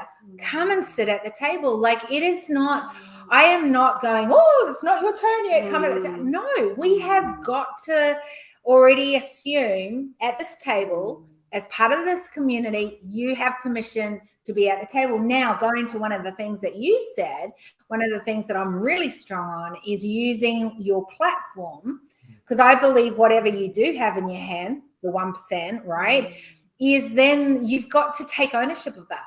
And what is your platform you've got to use? Now let's do it in a way that's going to be beneficial to the human race. We have to take ownership of that. I always say our decisions are decisions that, a lot of the time in the past, I think expectations have been that others have directed your life. But your decisions are your GPS to the rest of your life. And, what I can do is I can take ownership of what I can do. And I think if more of us are willing to take ownership of what that is and then use our voice and the platforms that we have and get the right stakeholders at that table, then we are literally going to change the conversation. And that gap that you speak of, I hope that never becomes a truth in this tribe. Yeah. Because that is definitely not what I want to see here. But that comes down to us going, hey, you are different. Great. You're fit and perfect Yeah, here. exactly. Yeah. All right. You're a misfit. You're a Welcome. misfit. Oh, that's Welcome. the best. Yeah. Okay. So you don't really go with the norm Great. because that doesn't work for you. Fantastic. You're a maverick. All right. And I think it's when we can do that well, Joris, that's when we can see change, and we can see, but we have to be willing to bring a different culture and build out a different culture. And that comes down to us going, hey, I get that if we do it this way, it's going to build out that, and there's going to be this gap widening, but that's not acceptable. And I talk about this in the book, right? The 1%. I talk about the 7 non-negotiables in this. And what I believe around those 7 non-negotiables is that they are the culture that we're building out here. And I'm excited that when people are doing their non-negotiables, that's like, you, if you want to be a 1%er, do your non-negotiables. And that will build out a tribe. You can. People that come at the table are allowed to. I'm going to. Yeah. So Joris, we are finishing up in this moment, and but what are you taking from what you've had in this conversation today? It was interesting. I'm taking things on different levels. Good. So, yeah, it was interesting to hear Gary and Janine as well share. And I think there's, as you were saying, it's all about making sure there's a commitment, a personal commitment to the 1%. What do you do with it when you have it in your hand? What your platform, if you have one, or we all have one, but it's about, okay, how does that articulate into our world to make sure there's a real contribution and we move forward. And I like the fact that, the awareness about the environment we're fostering, including now in the 1% movement, as we were saying, everyone is welcome, regardless where you're at, regardless whether you're already a unicorn or you're on your way to be one. Everyone has the ingredient that's necessary for what's been cooking here in this room and around the table. So we can all share and, fuel our souls and really show up. So I think that'll be it. Love that. What about you, Russ? I've been listening to you speak about stakeholders. And is it true to say in this movement, everybody is a stakeholder? I believe so. Everybody. So how do we encourage more people to understand that they are in fact a stakeholder in their future, rather than just accept what's happening in the world? Correct. Step forward. So how do we stake your place? How do we encourage? And it's got to start with the newest generation, kids. Which goes back to that conversation. Yep. Love that. What about you, Steph? I think there's a lot of things that have made me realize that there are still cultural things that I hold very deep within me, being that Indian girl waiting for permission to step into truly who I am. And I think that finding more of my people within the 1% movement is going to allow me just to, rather than sit and wait to be invited, just to walk on in. Yeah. And what's the worst? You could say, we'll get to you in a sec, and I go sit down. And so I believe that the more that we have conversations like this, we are giving permission to others who haven't come from backgrounds where we're taught to just get out there and go forth. And so the more that we do that, generations to come, we will have so many more confident leaders at a young age. I'm 51 and I'm starting to learn this now. So imagine if we were teaching our youth this stuff, and our teens and young adults to be that. The world won't look like it does now in 100 years. So kudos to you, and happy birthday. And the 1% movement is amazing. Thank you. And I just want to say what I'm taking from this, because I think what you challenged me in the fact that you were like, hey, I see that this is going to be a big gap, and I want to make sure that is not a big gap here in this tribe that we're building out at the 1% movement. So I bring on that challenge and I take it, and that is not going to be our data going forward. So I love you, Joris. You have been awesome. Thank you. All right. You're awesome. All right. Don't move away, you guys. You guys are right here and you're coming in on this conversation. This is a killer conversation. No, you don't need to stand up right now. Shay is in the house. Hey, look, I bought a popper for you today. I'll let you know. Yeah. Shay, birthday lights. Not that you can read them, but I've got lights here. Look. behind me, you can't really see That them. was so cool. So good, right? Hey, Because we've Shay. got the light behind us. So it's Okay, so- going. All right. So here's the thing. We have just warmed up the conversation, and I want to take it to the next level because one of the things I know that you do really well is culture, and we can just bring this because going on, I want to take what you just said before. And you said, so one of the things, you say it because you did it so Which well. part? The stakeholders bit. Well, with Shay, we're just talking about stakeholders and who are the real stakeholders moving forward. Sorry, we have a dog walking across with all the technology. the wires. Aroha and Jacinta, say hello to Shay for a minute. Come behind. Hey, Jacinta. Hello. Woo, woo, woo. And now take the dogs out. Oh, there's Leroy. Okay. Puppies. We love the puppies. The puppies come and hang at our house sometimes, don't they? Okay, cool. Awesome. Aroha and Jacinta? No. Oh, okay. Bye-bye. Go. Okay, go. I don't know. Yeah, Two let's more people. on call. That's a good thing. Oh. Thank you, Aroha. Good. That's good. We love our kids. You were talking about kids, weren't you? Yes, Yeah. the kids and the generation and stakeholders. So go for it. So stakeholders, how do we get our children to be forward in coming forward and staking their place as a stakeholder and being more involved, coming forward, asking questions and making themselves more important in their own future. Because Yeah, it's a rather really, than it's time for them. it's a really interesting question as my daughter has literally just finished year 12. like Wow. Thursday. Wow. The weight has lifted because she hates Well done, school. Mama Bear. Well done, Mama Bear. I know. Thank you. So 2 down, 1 to go. Look, it's really it's so interesting because I think I've got an eldest boy, he's 19, a 17-year-old girl, and a 12-year-old who Aroha and Jacinta know as well. And they're all really different. So how they would actually tackle putting themselves into the future is really different individually. And I think it does come from us as parents, as leaders, allowing them to have thoughts, have opinions, encourage that questioning mind at home.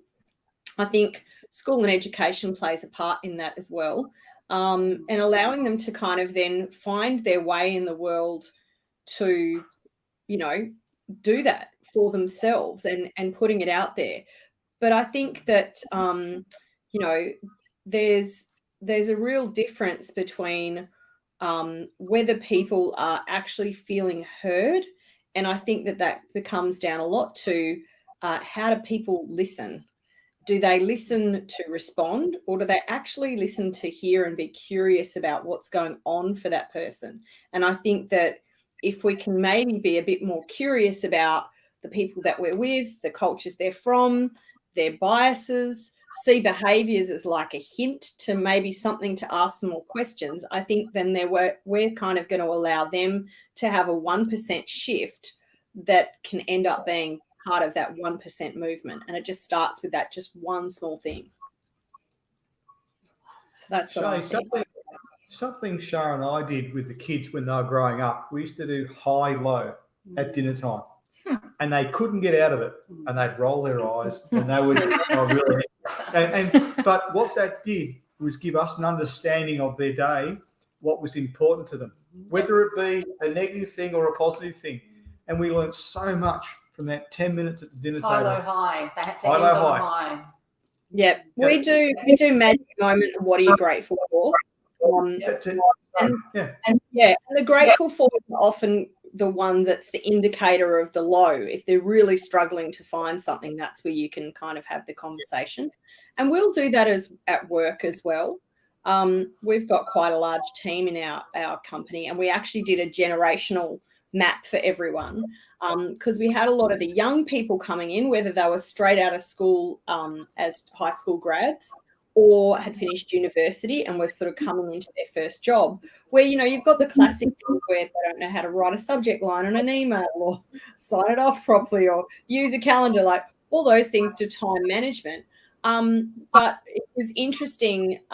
We each quarter send out a document to help us plan. So we get everyone to go through their accomplishments, their lessons learned, their strengths, their weaknesses, the trends that they're seeing.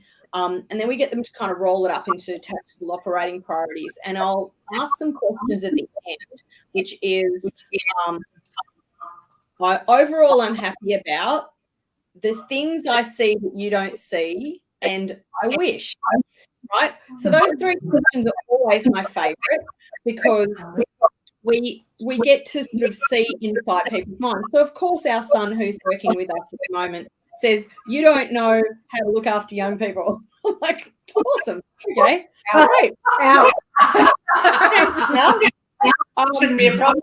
I said, all right, well, that's probably true. What do you think you need? And so all our Gen Zs, we actually gathered them all together and we ran a day with them, because I said, you know, you guys all said we didn't get you, so let's try and understand you. But what I did do in that was we actually ran a values game. So we had those cards and we literally put all the cards on the floor, got them around in a circle. There's about 20 of them. And I said to them, okay, go and grab your values. You've got 30 seconds. And they were like, what? And so they all grabbed their values, and they had different values, and they had values they didn't want, and they just picked one, and some didn't get any. And, you know, so we facilitated them, you know, discussing their values, what they meant, and swapping over. And then, you know, if someone's got the same word, what's their definition, what's the rules behind it? And I suppose I really do that a lot with my team, and use lots of profiling and ways to access through values, because that's what really helps people change their perspectives. And I think that's really important, to understand where other people's perspectives are coming from. What are you two cracking up about? Fighting That was not me this time. That was you. Let me help you, you Shay, went- that you're dropping out You went, and some of the words are getting extended really long. you went a And- little Oh, really? Oh, how weird. Wonder why that's happening. You gotta watch these young ones. Well, you know, it's getting in the afternoon. It's been a long day. I did a sunrise walk this morning. I left home at 4 a.m. that now. and I've been online all day long. So, And helicopter ride. oh yeah, I went for a helicopter ride, Shay. Oh, nice. Nice. So you're starting to lose the plot now at the end of the day. That's perfect time for me to Well, be here. because you know, like I feel comfortable that I can lose it with you on. Yeah, totally can. 'Cause you- And I'm going to go, Exactly. You could have gone yeah, without I it. can, yeah, You know, totally. bring me to be here. Like I literally could walk out of here and you'll just like You could take just have this. a nap on the Correct. You can have a rest now. I love This being is with the Shay. birthday Shay's intermission. Shay's got some smartness, man. We've had a lot of conversations in leadership around culture. And these guys are doing some amazing things within their organization. But what I love about what you guys do is you are curious, you have the conversations, and then you put action to those things. And I think that's the difference to a lot of people. You know, there's steps along that way that lots of people will do one of those steps or maybe half of those steps, but you take that through a pathway. Yeah, and I think I have to thank you for asking me some really great questions to get curious about culture and behavior and what we're all trying to do. You know, ultimately, we want to make the world a better place, right? And our company motto is we're powered by purpose. And my purpose is to help people find their innate genius. So if I'm not getting curious about them and not then allowing them to get curious about themselves, how are we going to make that shift? You know, I think about my youngest on the spectrum, and there's a whole lot of numbers, letters, words, all sorts of things that could go up that. We won't go in here. But I see that leaders who would have to lead him into the future are not equipped to cope with anyone who's neurodivergent. And I mean, he's quite extreme in his awesome neurodivergentness. I I relate. But even if you just take, what's kind of become very accepted would be Yeah. two things like dyslexia and Yeah. ADHD. Yeah. Leaders aren't even equipped with tools to help those people reach their Mm-hmm. potential, Yeah. whether they're managing them or leading them. And so then, I something random came up on TikTok, and this lady with ADHD said, I've never been considered for promotions because everyone thinks I'm flaky. I'm like, that's sad, and she's in her 50s. And I'm like, that's not cool. Everyone's got amazing gifts. So how do we do that? But that's the thing, Shay. Like, I have to say to you, for so many years in my life, I felt very misunderstood. I thought I was really dumb. That's what I was told, I was dumb, right? But what was the problem was, and they didn't talk about, that shows my age, right? They didn't talk about dyslexia at school. They didn't talk about people that think differently at school. If you didn't think like the school taught, then you must not be smart, right? And that became a disability rather than actually my difference now is my genius zone. And 100%. because I do think differently, but I was one of those people that go, I think there is actually some smart brain cells in here that I need to kind of figure out, because if I could actually access them to help other people, these smart brain cells could actually make a difference in this world. I was one of those people that could do that. And it was very, very difficult. And I think for many, many years, it's why I've struggled for a long time to go, where do I fit? How do I fit? What does that look like? And what has been amazing is I've been able to find out how to access that. I now do that as my work and have done for years. And now I get to help others to be able to do that. I believe that we have to start thinking, how can we do this differently, and stop keeping on doing it the same way and wondering why we're getting the same results. I really do think, in what you said earlier about having more in-depth conversations, the reasons we're not having more in-depth conversation isn't because some of us are not willing to have it. I don't know about you, but if I haven't, some of the in-depth conversations I have, they look at me so blank and go, what is she on about? Right? Yeah. And I've had to, in a lot of ways, dumb down my conversations so that I don't make someone else feel bad about themselves, or I don't make them feel uncomfortable or feel like I'm somebody that exactly. And that is something we have got to learn. And again, who are the stakeholders at the table? If we're going to bring different distinctions to the table, we have to be comfortable to maybe have people that are a little smarter than you at the table, or have exactly, or have, we had Mike A on the conversation, at one stage this morning. Now that guy knows how to kick ass with dollars and building out growth at a speed that I cannot compare. But I tell you, I feel just as confident having a conversation with him as I do anyone else at the table. And, we have to learn how to navigate the differences at the table to build out where we need to go going forward. And I wonder, going back to the more in-depth conversations, maybe if we had smarter humans coming to the table, we'd make smarter decisions. I think that's true. And I think that what's important is maybe another way of looking at it, rather than dumbing down what you're saying, is how can we make it so that we can allow everyone to access what you're saying in a different way?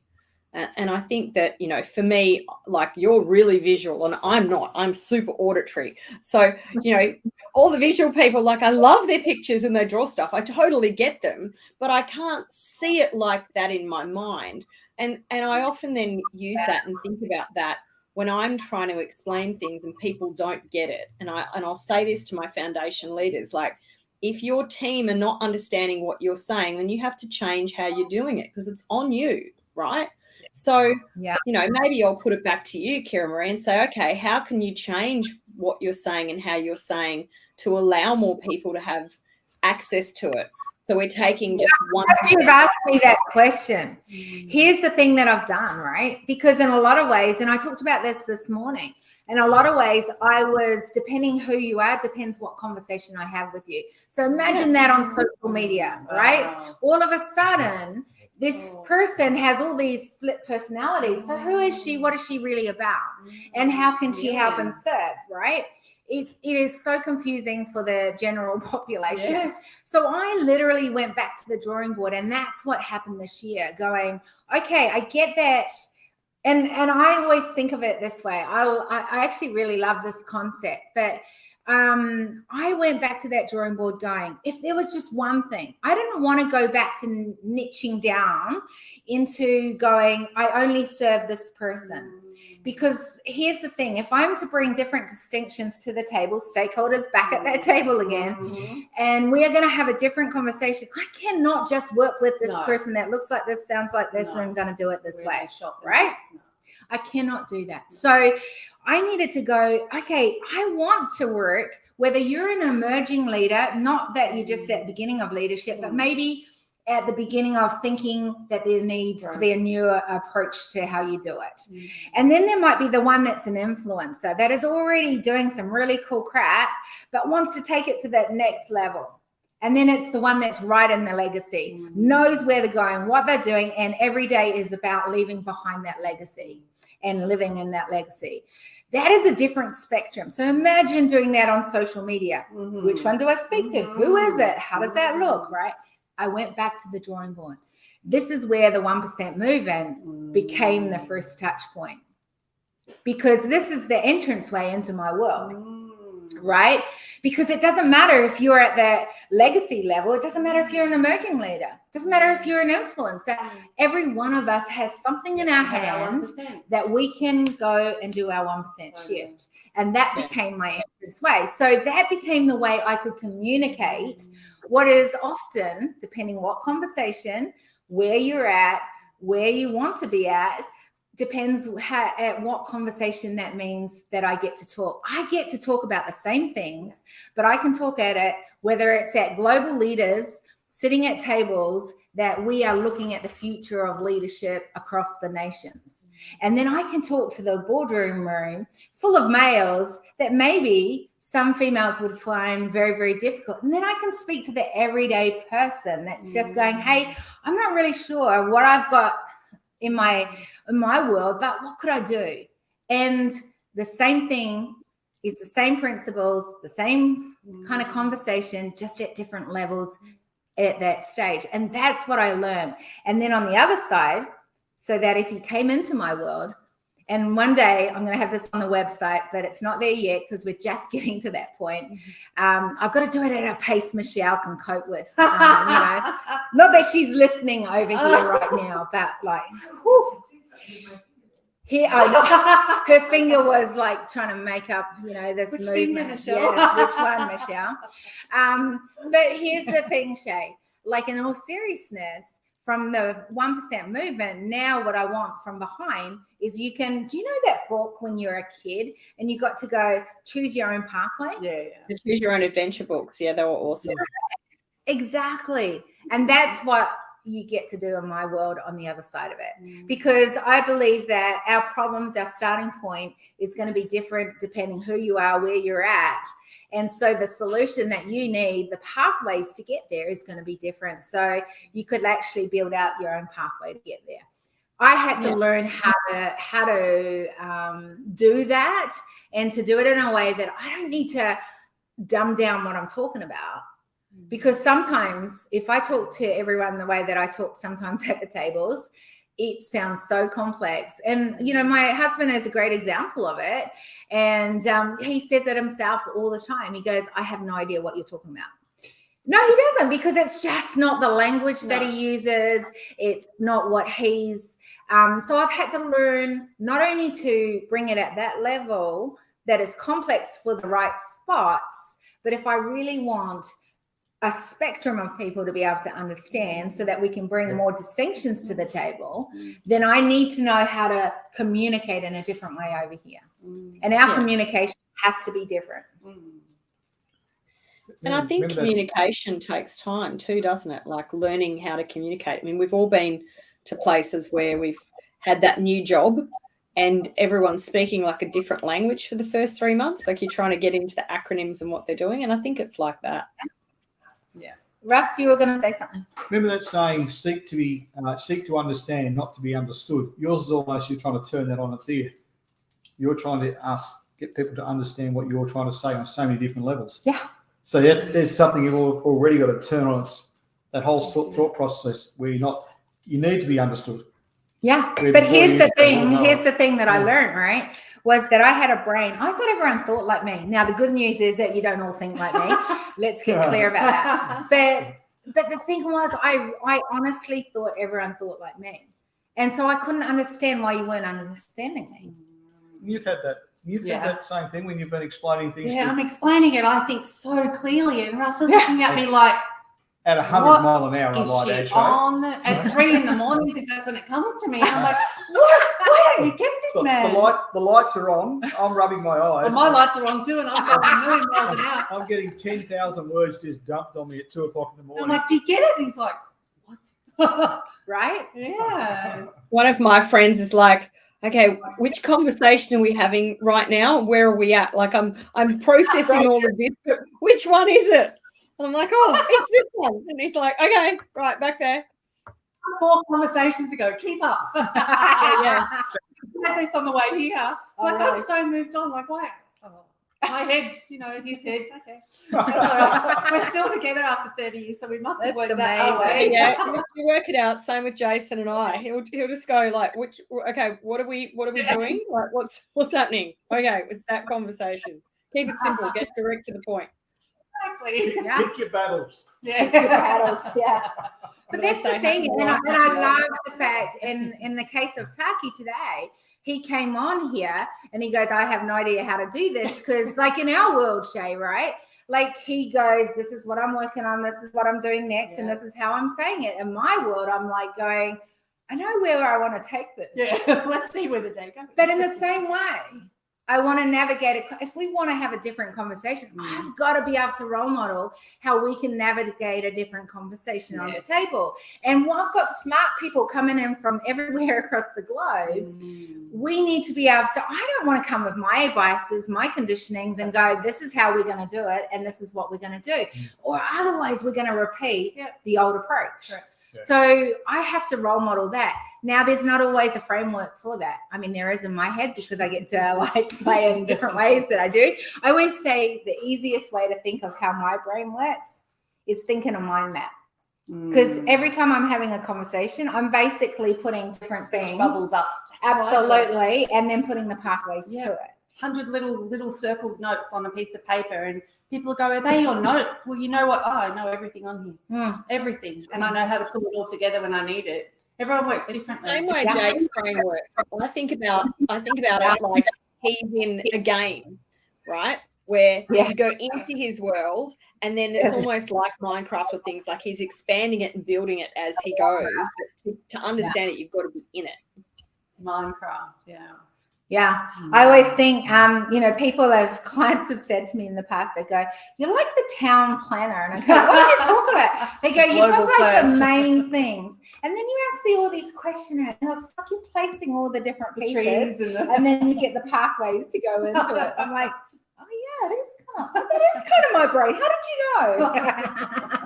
But isn't that the way that if we're to build it out different and build culture in a new way, that we have to learn how to have these conversations where we don't all think the same way and we don't, want that. Imagine. But we do want it, Shah, because if we didn't want it, then I think the world would find these conversations really easy to navigate.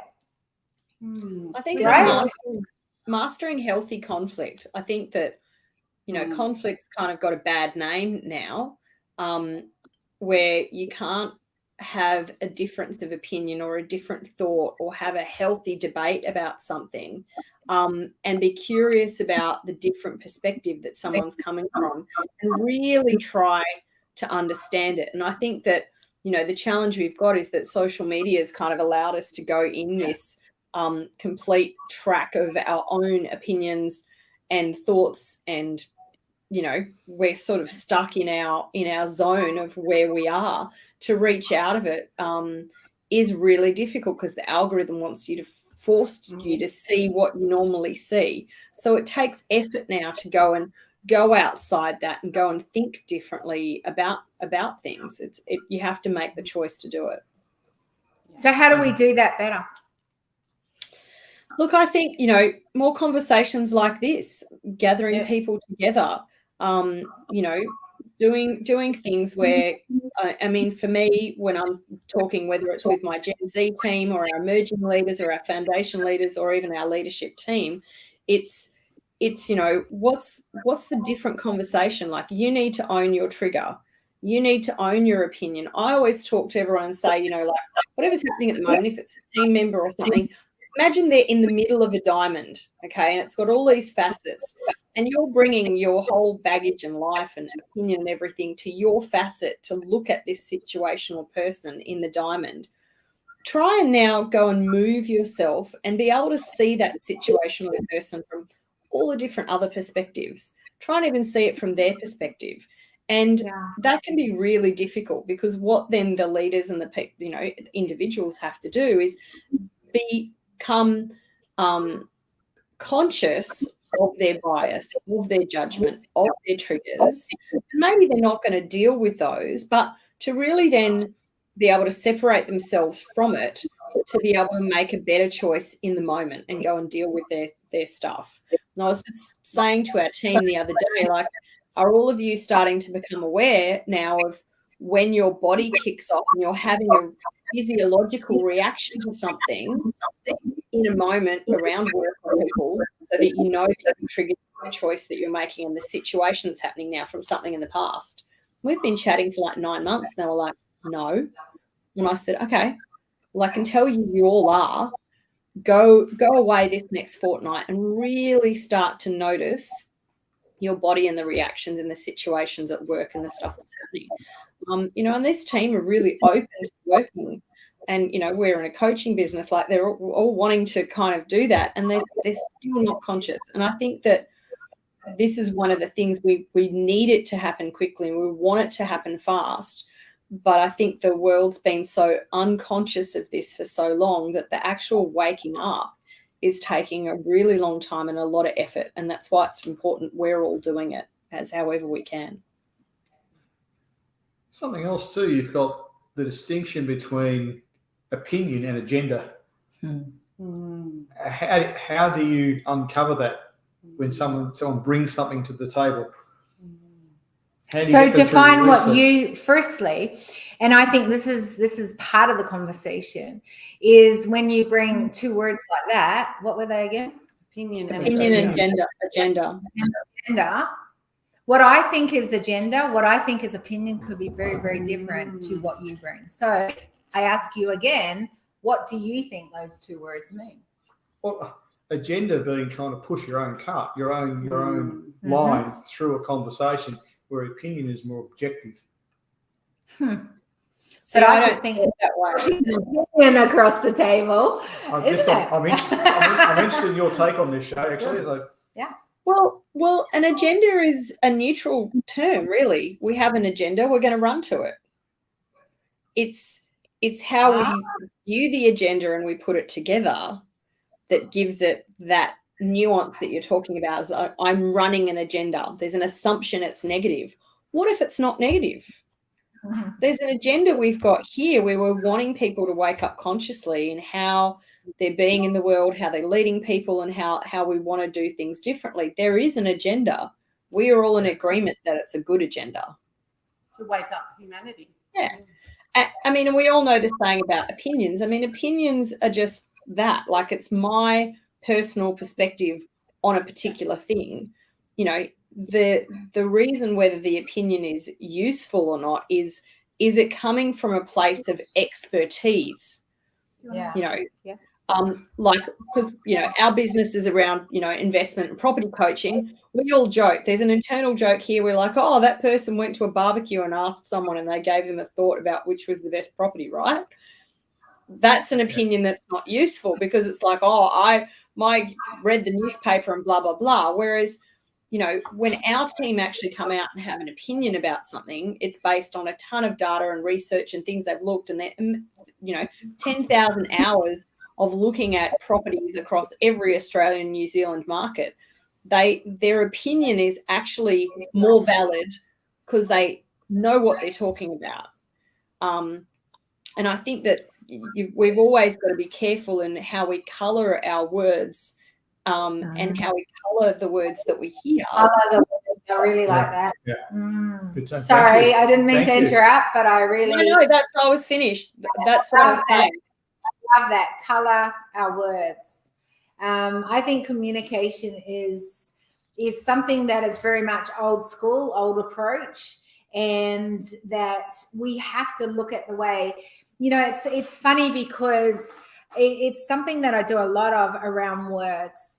Like I talk about humanity as stakeholders, right? And the fact that if we were to make decisions where every time you make a decision, it's going to add to the human race, not take away from.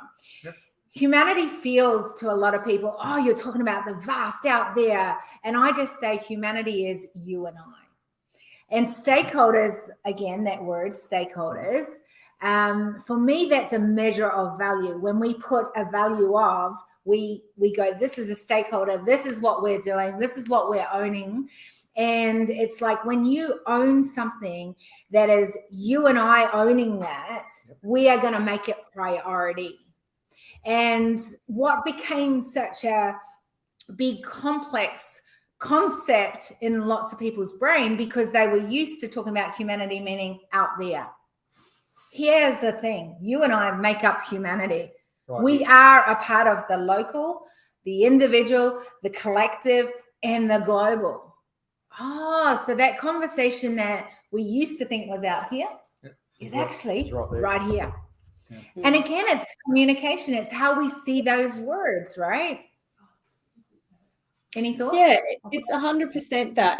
And I think teaching, people about values, like when I'm teaching my leaders, so my, old school managers, if you wanted to call them that, because they've, been great at their job and now they're coming to lead a team of people and manage them, is, their common complaint is they're not doing what I asked them to do. And a great way to help the team is for them to understand that person's values and what are their rules around it. So, we can see they have loyalty and respect and happiness, but what do they mean? What are their actual rules around that? And when we did this exercise with everyone, we had 2 young people who valued independence, not surprisingly, when they're straight out of school, independence. One of them, it meant financial freedom, and another person, it meant not being told what to do. Nice. Is that question for me, is it? No, I'm just saying, have you got some thoughts around that? Not really. I'll be honest. Yeah, okay. No. Can you come and join? Do you want to come and join? George, come and join. Come into it, George. You don't go. You don't go. I'm going to go for a pee. Oh, that's what I was just trying to do. Oh my gosh, we're going to hold the fort. She's going to go toilet. Birthday girl's going toilet. Just say it again, Shay, please. So, hey George, nice to see you. So we're chatting about people's values and how they could use the same word, such as independence, but someone would see independence as financial freedom and another person would mean it as not being told what to do. So on the surface, if you're looking at company group values or those sorts of things, you'll get completely different interpretations of what that actual word and their rules are around it. And so in our organization, like when we're talking about curiosity, I ask those leaders to get curious about what their team's actual rules are around the values that they put there. Because sometimes we'll have 2 people in a team who have the same rule around respect or loyalty, but how they see it and they execute it are completely different. And it's important to understand that, because then you can actually, speak to that person's values to help them do the job that you need them to do, but also for them to find themselves within the organisation and find an identity to keep it moving forward as well. So it's important, Shay, for you to understand their interpretation 100%. as their leader, the way they. we spend so much time at work, right? And with our work colleagues, if we don't like the job that we do, we're not sitting in the right seat on the bus and we're not happy about it. Like, why are you there? I don't want you there as a human. Like, that's cruel and miserable. Like, that's the worst case scenario for me. So, you know, I really want you to be happy. And if you're not happy, let's find out where you can be happy. Like, if it's not happy here, let's send you off on your way. If you love being here, but you're not sitting in the right seat, let's move you where you can actually be productive. But to do that, the team have to be curious, and you have to create some curiosity amongst them and to ask about the rules and the which then creatiness, which then means a conversation. So even today, our team in Manila came up and said, like, hey, I think we should be doing this way, which is amazing, because majority of the time I'm really respectful and, you know, I'm lost, probably shouldn't bring up all those things. And I'm like, that is fantastic, Claire. Thank you so much. Let's work out what we can get rid of so you can actually go and do that, because I think that's a great idea. And so it's just all those little shifts. I mean, it is called the 1% movement for a reason, right? You know, my team, I run the marketing team in our company, and we're always like, you know, 1% on the landing page, 1% on the open rate, 1% on the click-through rate, 1%, just all those 1% cumulatively make a huge difference. And, you know, that's why I'm really for this movement and what we're doing here as well, because it's the 1% that make a huge difference. She is a smart lady. Smart lady. She's extremely smart, this one. Yeah. But she's smart because, I think you're smart because you're willing to ask questions when you don't know always the answer to. And when you know the answer, you're also extremely certain about that answer as the answer as well. And you live it, you smell it, you breathe it. Frozen. Yeah. We're frozen. Need to go to the toilet. Excuse me. Yeah. You're frozen. I'm not frozen. Whoa. Okay. Yeah, we're still talking. That's good. Yeah, I appreciate that. Thank you. And I think what's important to me too is if I've learned it, I want to share it. There's no point you finding something out and keeping it to yourself. That doesn't serve anyone, and especially not the So good. So yeah, and I think that's actually what we were talking about earlier, that's not an actual normal thing in the Australian literary culture, right? No. You know, I just go back to the whole tall poppy syndrome, which is for the Americans. You know, this is such a big conversation where, you know, like if you are successful or think, you know, of any high standard of yourself, that you will get cut down. Yeah. And do you notice that, George? Like, Yeah. I know we do because we we've have- had the we've had conversation, that. but have you noticed it? Living in Australia? Yeah, definitely. Yeah. I mean, one thing I picked up when I lived in the States was just the celebration of success and the honoring and how it was admired. And Australia, you got to be very careful how you portray that. Yeah. Especially in the space, more so in the space that I work in with martial arts school owners. It's because there's such value in the art that for a lot of people, it's that's more successful than them. It's very quick to throw. There's actually a term for it called the McDojo, which means like your McDonald's, you turn it into like a corporation. Yeah. And so it's really frowned upon. You flip a burger and a fry and So and out the door you go. Yeah. And it's not a nice term because it's typically pointed at people more successful than the other. So it's a good way to throw somebody out of the bus for their success. So it's common and probably going further with that, one of the big conversations we've always got to have with school owners is because of that, being able to charge their value, because it's this tall poppy syndrome that almost comes from the top. So if your master or someone that you look up to is really good at martial arts, but they weren't successful, and now you're Interesting. at the bottom, but you're trying to be successful, but you also don't want to feel like you're stepping out of the portrayed value system. Yeah. That's an interesting way to say it too, right? Portrayed valued system or value system. So interesting. One of the things I was just scribbling some notes as you were talking, George, it's that misinterpreted intention, I think, is what sort of came to mind as we've been talking, is that, you know, we as stakeholders can go out and communicate with people, and sometimes we'll get it wrong. And people will assume we're doing stuff for clout or notoriety or those sorts of things because we're surrounded by people who think this way all the time. And so then we kind of forget, you know, when we go out and talk to, Jason calls it the great unwashed, which is really terrible. But, you know, like, Go Jason. Go Jason. So outback Queensland. But, you know, like, same thing happens. We're talking about social media silos, right? Like you're in your silo of comms and your algorithm. It's the same when we really start talking, you know, in communities. Like all the people who are on here are really behind this and we're wanting to do it.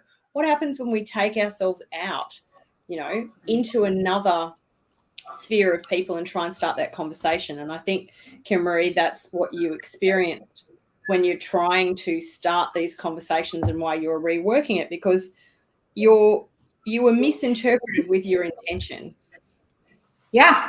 Sorry, I'm trying to get a photo of us back up and working, but it's I'll just keep talking. we're still here talking away. But yeah, totally. So it's really interesting when you experience that. And I just experienced that recently. I'm helping out some young people who are putting a project together. It's a fan passion project. And I just said, hey, I'll come and mentor you. And as, you know, classic group dynamics, more people came in.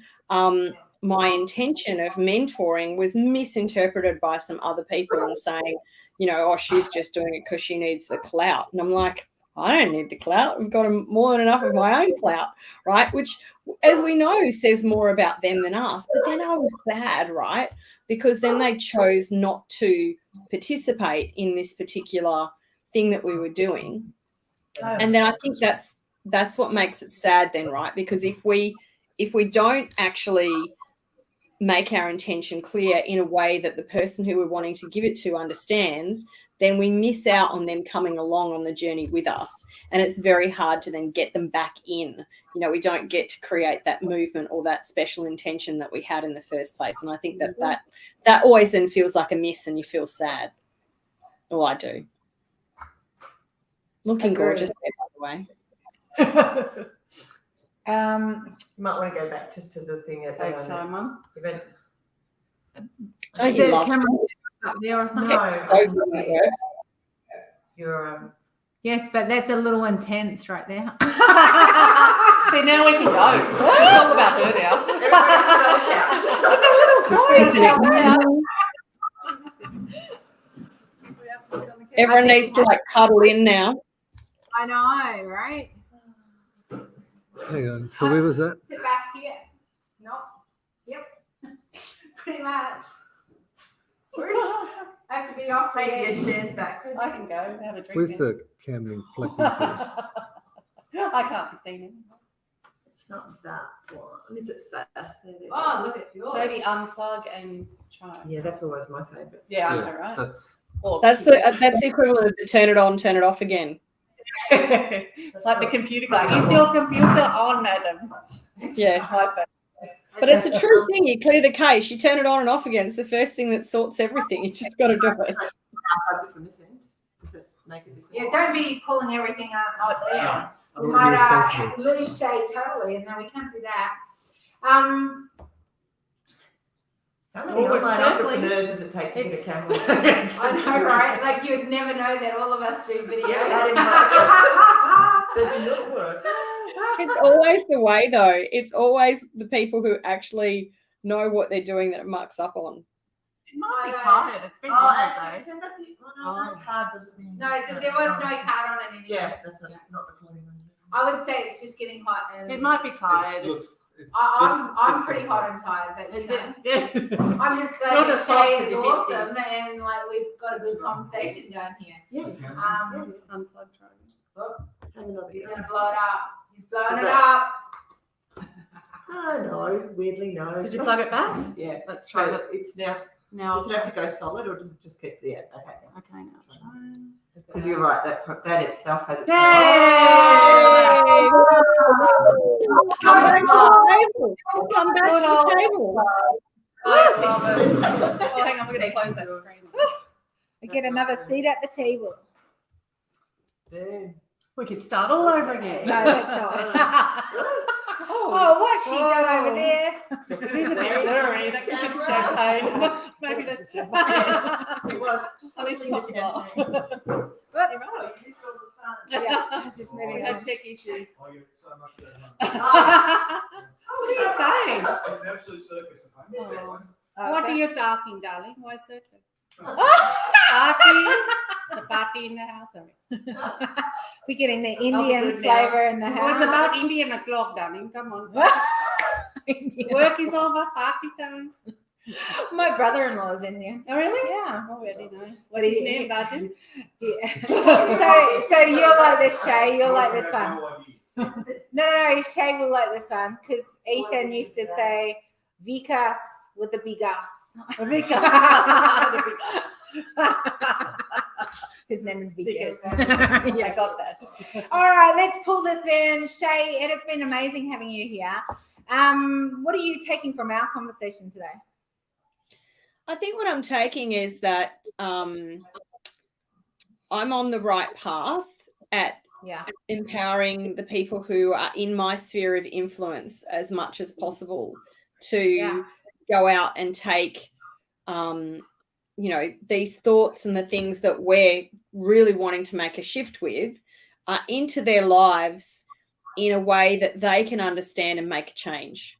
And I think that it's kind of a nice check-in to go, yep, okay, keep going. Because, when we don't always get to have these conversations every day or every week to know if we're on track, right? And sometimes we can get caught up in the day-to-day of everything in life. And it's good to then, have these moments to be able to reflect, right? And talk about it. Oh, look, Jason's here. I could call him in. Ooh, Jason. Jace.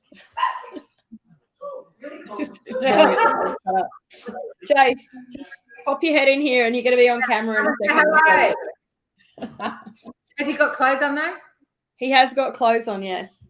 You're going to come and say hi because it's Kira Marie's 50th birthday, but she's running like a big 1% Leaders Movement chat. So we're just all chatting, but you can come and say a quick hi if you want. You got a few things. Hello, sir. Jason. Hello. Meet Shah.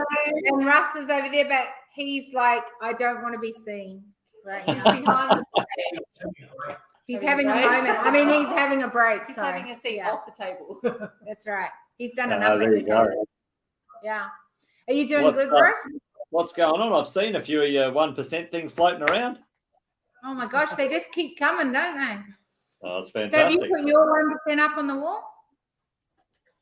I haven't. I've been seeing the post, but I'm now you've got to tell me what it's all about.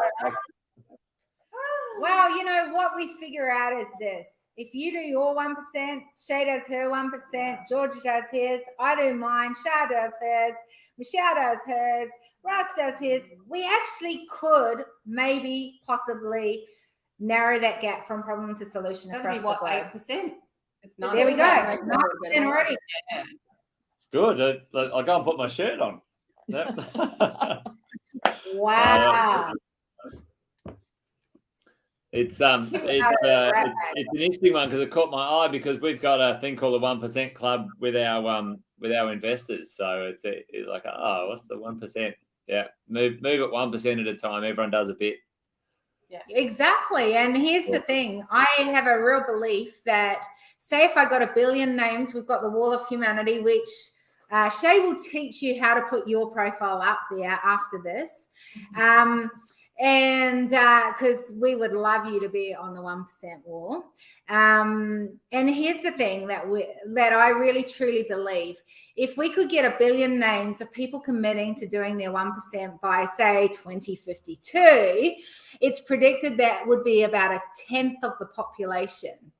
And I'm thinking if the 1/10 of the population were making decisions at the table where that was going to add value to the human race, not take away, we could actually see changes in culture across the globe. And that, my friend, is the 1% movement. I love it. Good, Yeah. good compounding interest on activity, isn't it? Really, at the end of the day, you know, a little bit will go a long way if it's done by a lot of people. Yeah. Correct. And the reality is, not one of us can do and change what is happening across the globe in a massive, massive way. But all of us as a collective, we actually can make quite a difference. And I'm determined to think that that would bring hope for the generations to come, not just now. Very nice. Yeah, we agree. Gee, Jason, I'm feeling it today. There you go. I think you've been on back-to-back Zooms all day, Marie. I might be out of work. Let's sign off because Shay has brought it to the table. She has done awesome. I do want to ask, just as we're signing off, George, what did you take from our conversation? I was a bit late to the party. You were, but you can still take something. What I took was defining values and what it means for someone. So just defining a word is not going to give the depth of values. So you can do our values, maybe give it explain what it, or clarify what it means for a particular person. Like we always tell our clients, you can send a text message to someone, and like the word okay could be okay in capital letters, or in lowercase. It could be capital letters, okay. It could be 3 question marks, okay. So you got all these, just the word okay could be taken and perceived in so many different ways. And I get that with the same with values. Is you got to go that one layer deeper and just clarify what it means to someone. Yeah, love that. What about you, Sha? Yeah, I love the whole values thing as well. And, your definition of your value system to everyone else's doesn't make it wrong or right. It's your value system. And it's often come from our upbringing and the environments that we're in. And defining them can be quite difficult sometimes. So if we're challenged by them, we need to make sure that we don't give our value system up because someone else's opinions of our value system are stronger than what we have in that time. I think it's really important to stand guard by your value system. And if it sits well with your integrity line and your truth line, stay with it. Yeah. So what I'm taking from this conversation is that you never know who is watching behind the scenes, and they may actually hear there's a 1% movement, and you would never know they were even lurking beyond. And then that's when you get them on here and you say, hey, is your name up on the wall of humanity? You go, wow, actually, now that you mention it, Kerry Marie. But here's the truth, and I really do believe it's the truth, that all of the communication, and this goes back to a lot of what was said earlier, Shay, that in our whole conversation here, is that communication is really key. How we perceive words, or our biases and conditionings we have with words, is really important in the way that we are willing to communicate, willing to step into the next of what that can look like. And I think all of us, and myself included in this, there's an importance to go, how am I communicating that? What am I wanting to communicate? And is it being received in a way that is the way that you'd want it to be, building out the culture that you want it to, be building. And then, of course, reflecting you as a person and what that looks like. So thank you for our conversation. I always love it. And by the way, you're looking real beautiful today. Jason, you better be telling her that lots. You're looking stunning. I've been very, very well in all my healthy wellness. So we'll catch up on that. I can tell you're glowing. looking good. You're looking real good. Also And, good lighting, right? You know, because we're all good with cameras. I think the combination is working for you. So thank you. Appreciate you. And Jason, you always guys. appreciate you. Ciao. Bye. Right. And I think you guys are ready to head off, aren't you? So, Russ, come back to the table for a second. Only because I want to thank you guys for being here. Summon to the table. Summon to the table. But like big conversations, right? Yeah. Heavy conversations, but good. You wanted to go deep. Did we go deep enough? For sure. And probably beyond what I was ready for. Is that a good or a bad thing? It's a good thing because Yeah. it makes you think deeper. It actually Right? makes, It does. there's takeaways from that. Okay. Yeah. What about you? Yeah, I love it. I love conversations when you're dealing with people at this level because you never know where it's going to go. And it's either a great reminder or something that you didn't think of in that way because it's their perspective on something. So I know the 3-hour drive home, we'll be talking about the different things that happened and how that made us feel and what we're going to do different. And she's got some words still to come, I think. Are we? I never apologise. I think he's ready to Are we? not have that Have the conversation. headphones in. That's fine. I can talk through headphones. That's right. You need to ride anywhere. To the ferry. Thanks. All right. Back in the helicopter. I don't mind. I think it's I'll gone be already. walking. Michelle, just checking in with you. Is our next one coming? Have we had a message or anything? Yes, Catherine. Yeah. That's your last. Yes, correct. Catherine. I know. And is she coming at the right time? Okay, Okay, cool. So what I want to do is we're going to have a 5-minute break for those that are on here. I have got someone really awesome who's going to finish off the afternoon with me. Huh? Someone really awesome. Another Someone someone else. else. See, communication, how we do it. Oh my Let's get gosh. rid of these. All right, people. 5 minutes, 10 minutes. I don't know. What is it, Michelle? It would be 1 minute. 1 minute. I've got 1 minute and I'm going to be back at the table. All right. Don't go away then. Be there. I just want to say goodbye to these guys. You're very, very welcome. Thank you. Yeah, that's fine. Can I? Are you guys driving out? No, you guys driving out on the ferry? Okay. Well, I could, yeah, 'cause- Oh, well, she said take it definitely. Oh, Oh, it's only the raft.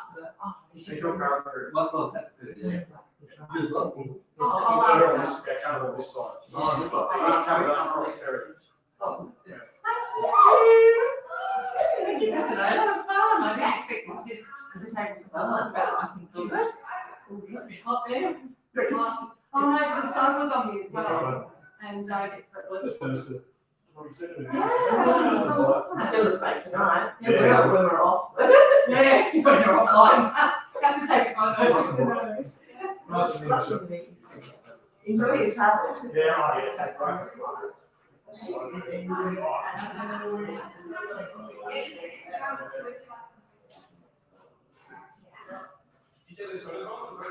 The what? You don't expect to sit there that long. I'm just going to pop in and pop out. Oh, I'm coming. Woo. I'm coming. Wait on. Is that one set? Which is, do you want to give me that one? I think it's that. Check out how many there are. It's whatever, 1, 2, 3, 4, 5, 6, 7, 10, 11, 12. Hello. All right. So much. All right. I am finishing out the day. Happy birthday. We'll see you Yeah, baby.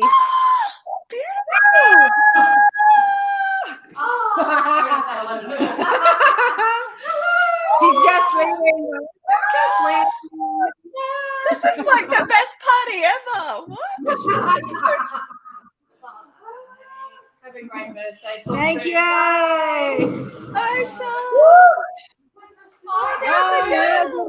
Oh, look. The girls are coming to say hello. Get out of there. I'll tell you. The dark chocolate. No. No. And by the way, we're not finished yet, so but you can say hello. What do you think about being the 1%? Have you put your 1% up on the wall? did. Have a look. Have you? I told you. No, I didn't know it was you guys. We did. No. Well, Did you really put your 1% up on the Yes, wall? yes. Wow. I'm that one. Oh, look at Catherine. She looks awesome. I'm that one. Jasmine Jenner. Oh my goodness. That's Look cool. at I like that. Did you read it though? Yeah. To have 1,000 friends. That's cool. I was going to do to have 1,000 kids in a basement. Oh, Oh my goodness. No, goodbye, you two. But Ara told me This not is to. when, oh my goodness. Oh, can you close that door too, please? Hello, Oh my beautiful. hello, happy birthday. Oh my gosh. How's Yes, it been going? Is it fantastic? Has it been amazing? I've got coffee in a cup. That's how my day's been going. Oh my goodness. Woo! We're How on the good final has the hour day of the been? day. How did you get to be on the final hour of the day? That's Because awesome. I'm very special and Michelle let me You're- be right you're at the so tail end of the day. Woohoo! It so has been an good. awesome day with amazing people, lots of conversations. My head is very full. We've had some very Good. intense conversations. Okay, We've had good. some fun times.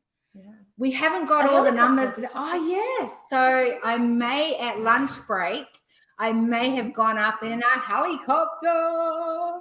What? I missed it. That's As a fantastic. birthday gift. It was a birthday gift. The person flew in the helicopter and then said, "Hey, at lunch break, here's your gift." Oh It was amazing. my It was goodness. amazing. And Yeah. flying over the Sunshine Coast would have been spectacular. Amazing. Around Noosa, around our whole area, it was just what a gift. It was amazing. Oh my goodness gracious, you have been spoiled. And look at all the things behind you. You've got champagne, Okay. you've got plants, Yes, you you've know got that. Of course, you know that. balloons. Ah, Yes. And a beautiful amazing. flowers over there, over in I wonder yonder. Those gorgeous, who might stunning have done flowers. that. Someone who is Fantastic. pretty awesome. Oh my Pretty- goodness gracious. And look. Oh, where's mine gone? I've got one in. Where's the other one dropped out? In the helicopter? Better not. I've lost my earring. You want to stay here? I'm and like have a Cinderella. I'm like Cinderella. I Where is know. my- The pumpkin. Where's The my- pumpkin. Gee, they look really good on you. I hope they look that good on me. They look amazing. Of course they Look at do. this. Wow. Yeah, just one. Just show one. Oh my goodness. Where is it going, man? I'm feeling a Oh, little bit lost now. So is that what we're going to do for the next hour? No, that's what you're going to do for the next hour. Just because it's your birthday. No other reason. So Catherine, here's So, the Kerry thing. Marie. Yes. I know. But here's the thing. We have had amazing people willing to step it up. We've had different conversations of people willing to sort of go, oh, if I thought a little different, played a little more, what would that look like? How could that be? Yeah. And I was thinking about when you came on, I was thinking the thing that's different, I think, about us is, and I think about our time that we spent in LA not that long ago. Yeah. It's very easy for you and I to have a conversation that sometimes is really difficult with other people. Yeah. And I wonder why that is. Like, I know, I get it.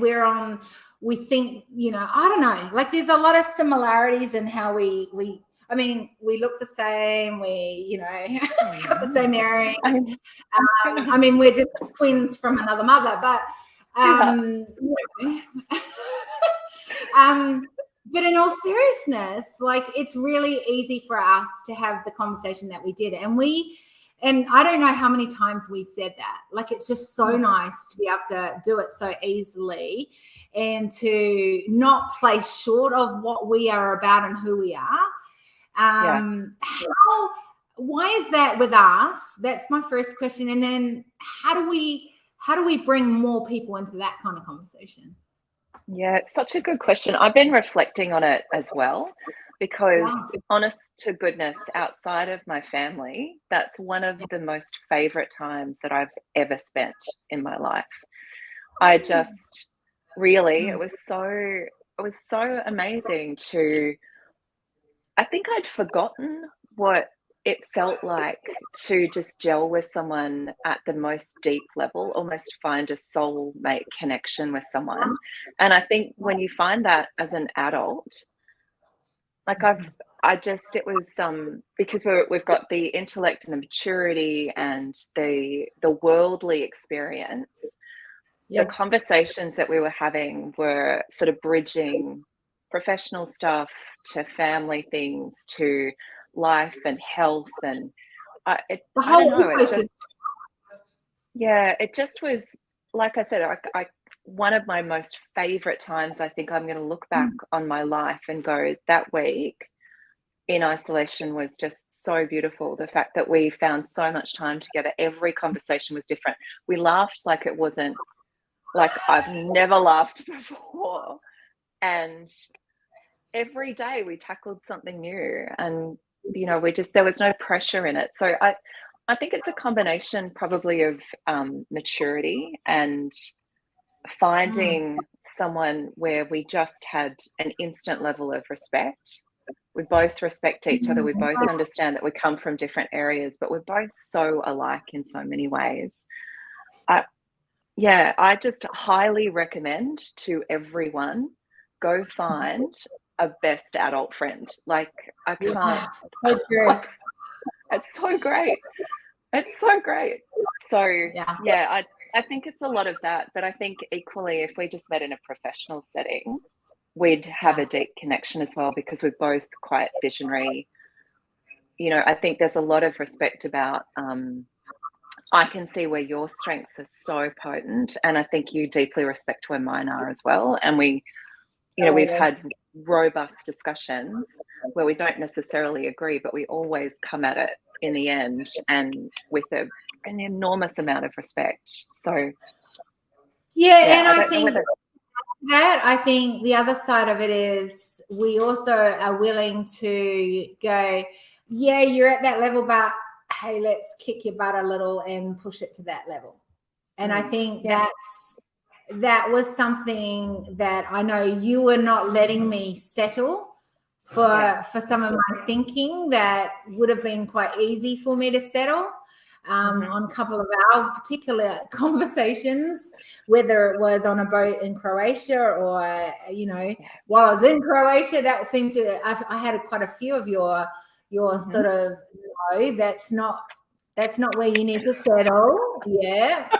And that push. And I think, but here's the thing, I think actually we need very much people in our world that can do that. But because we can do that, because we've got the respect and the love for each other and that friendship. But I think also that it's so easy in today's world that we have to agree on everything. And what I loved about what you just said then was we don't necessarily always agree on everything. We just get to a place that we can move with that conversation. Yeah. And that's, I like the word respect. I think there's a deep, deep level of respect. And we also trust each other, that we can say things that may not be, we're not blowing smoke up each other's bottoms, where we really want the best for one another. And I don't know, I think we do sometimes too. Depends how much champagne. Exactly. I think, I think we have to learn to do that, because, that's come up in a couple of conversations literally today, is that, a lot of females haven't been good at supporting each other and really celebrating each other. And I think that has been the beautiful thing, is when I'm struggling through something, I've been able to reach out. But in the same way, when I've got a win on that table, dude, I have sent it straight through you and gone, boom. And it has been so good to know that there's people who are celebrating what I'm doing, because we put the hard work in. And sometimes, and I think about this with Michelle, Michelle, sometimes we've worked really, really hard with very little, we've sown a lot of seeds with very little sprouts coming out at the time that we're sowing those seeds. And it feels sometimes that the land is really, really dry. And I think that that's the thing that's been nice, is to be able to share with someone, the times when those things sprout, when you actually see the good stuff coming up. And, like, it's nice to be able to go, hey, I did this, and not a gloating way, but hey, this is, I did it. And sharing the 1% movement book with you, going, hey, I did this. We got this. And, things like that. In the past, I would have almost skipped by when I got a win. Yeah. And I think that that's really important when you're doing and you're playing at a big level. I fully agree with you. It's actually something I was talking with my team about a lot this morning, is this idea of females tearing each other down versus celebrating some really big wins. And you're so right. Like, being in a comfortable position where there are people that are not going to resent what you've achieved is so important, particularly for Aussies, right? Because we're so bad at, like, oh, don't you dare succeed, because then we're going to tear you down. So I think having that rooting for each other is so good, right? And just celebrating all of those wins, and just really, really loving on those big achievements and success. And again, I'd say having the big vision and celebrating each of the steps along the way, those incremental big things that or even the smaller things that you've been able to achieve. The book is astounding. Yesterday, oh my God, when you were showing me what you've created there, it's astounding. Oh my God, I knew that you were knee deep in work, and you kept telling me how busy you were. And of course, but I didn't know exactly what you were putting together there. It's stunning. It's stunning. And the postcards, and I just... The postcards! Oh my God, celebrating you, girl. This is huge.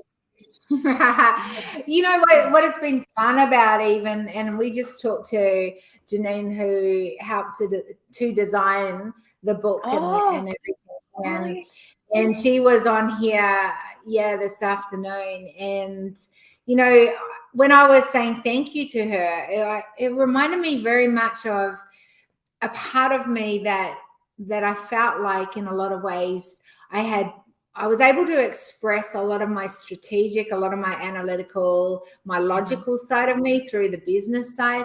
But the piece that has been really almost itching away at me, and, a frustration in some ways, is the fact of bringing design and art back and the creativity into my work. And how do you combine that? And so, just in this evolution of the book, and the next one coming out, and the postcards and things like that, it's been so beautiful to bring all of me to the table, not just a part of. And I think, the thing that I get to love about the whole 1% movement is the fact that I get to show up being who I am and what that looks like. And I get to do my 1% and love doing my 1% in all ways. And I think that is something that I'm really grateful for.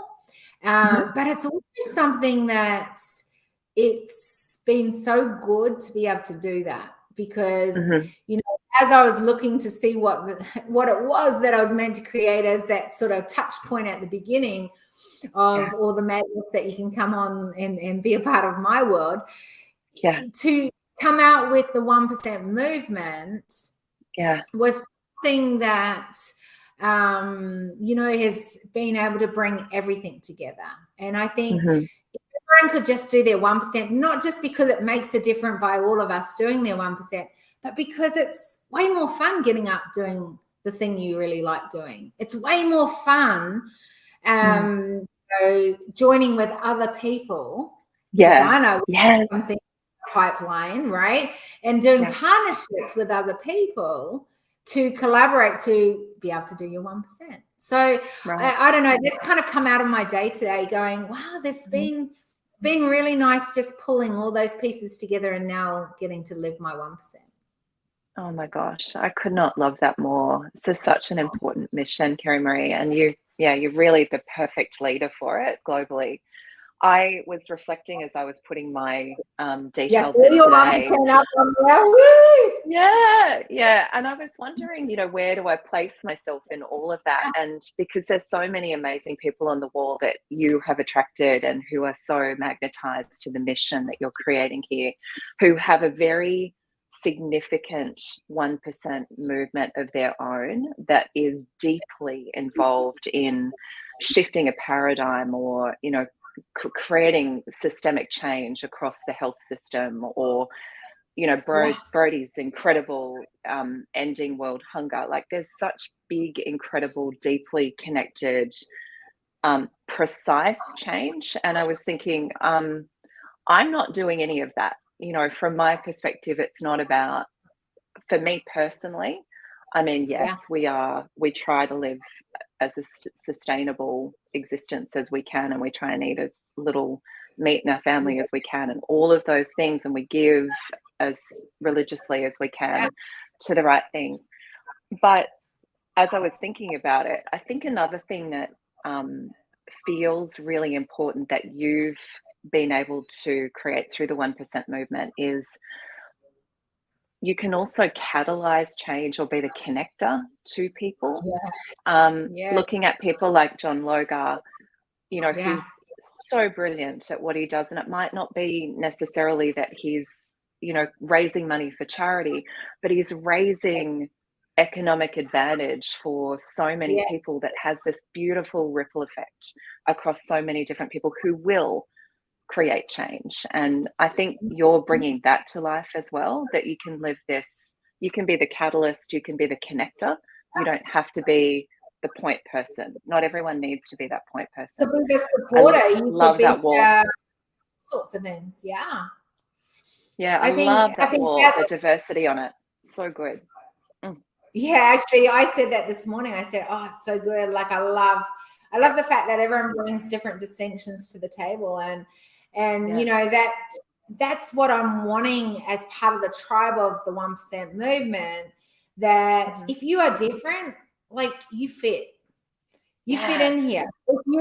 If you have not had permission at the table before, you've already got a permission at this table, right? Like, we have literally had revolving humans walking in here, joining the table. Doesn't matter who's on the other side of it. They just come on over, and they get to be adding their value. It's happened all day long, right?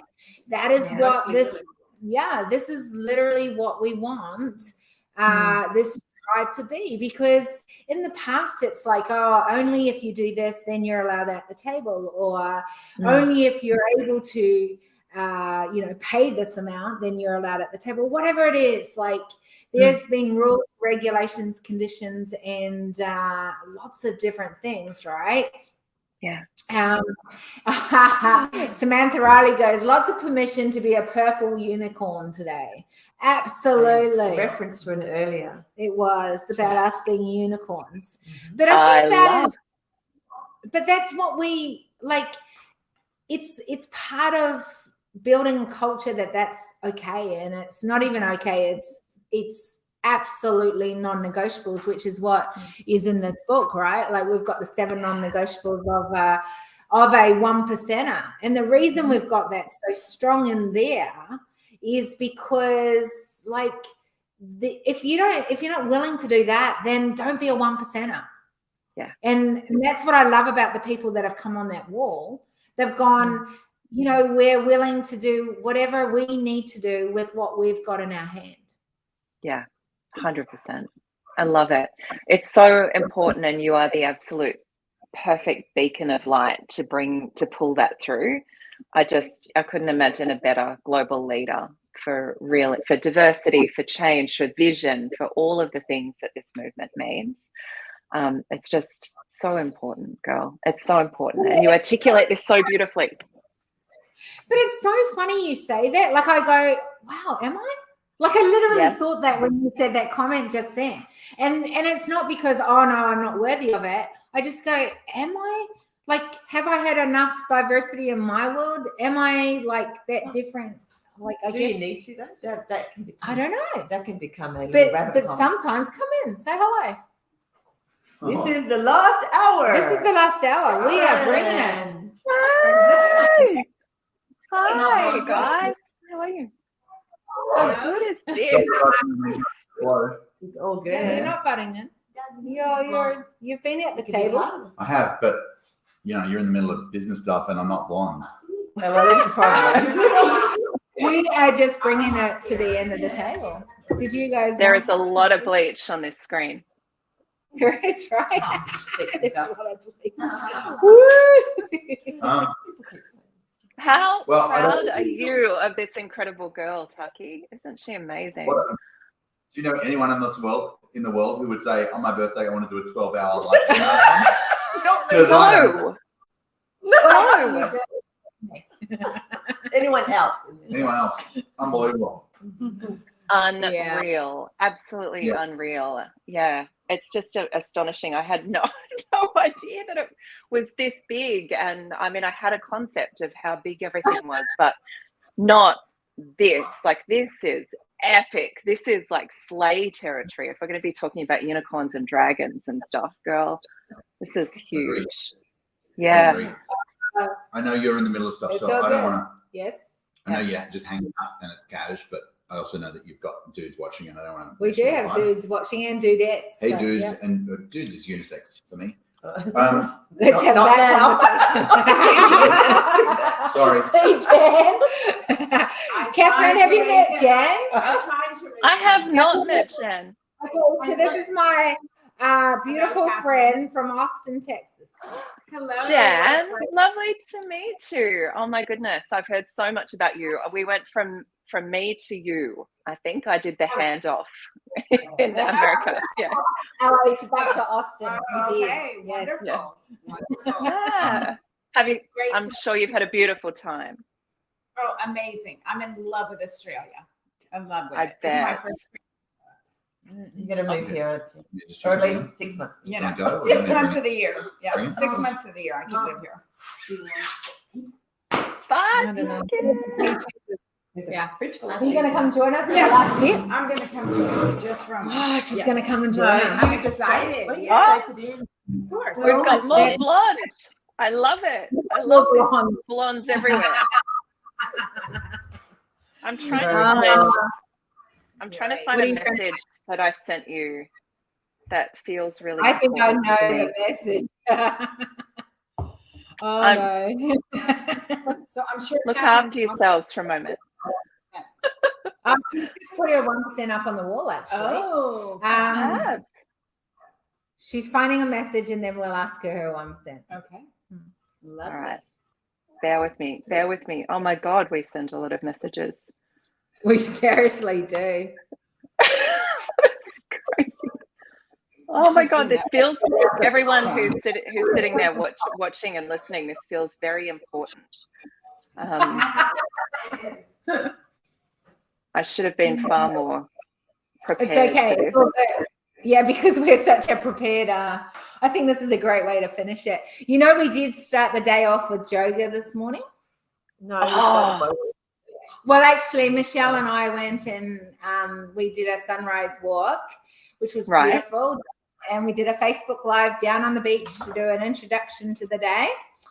And then we came back and we did yoga. So yoga for jocks and to get ourselves moving and into the day. I think that was the best way to start. It was amazing. Yeah. It was work though. Yeah.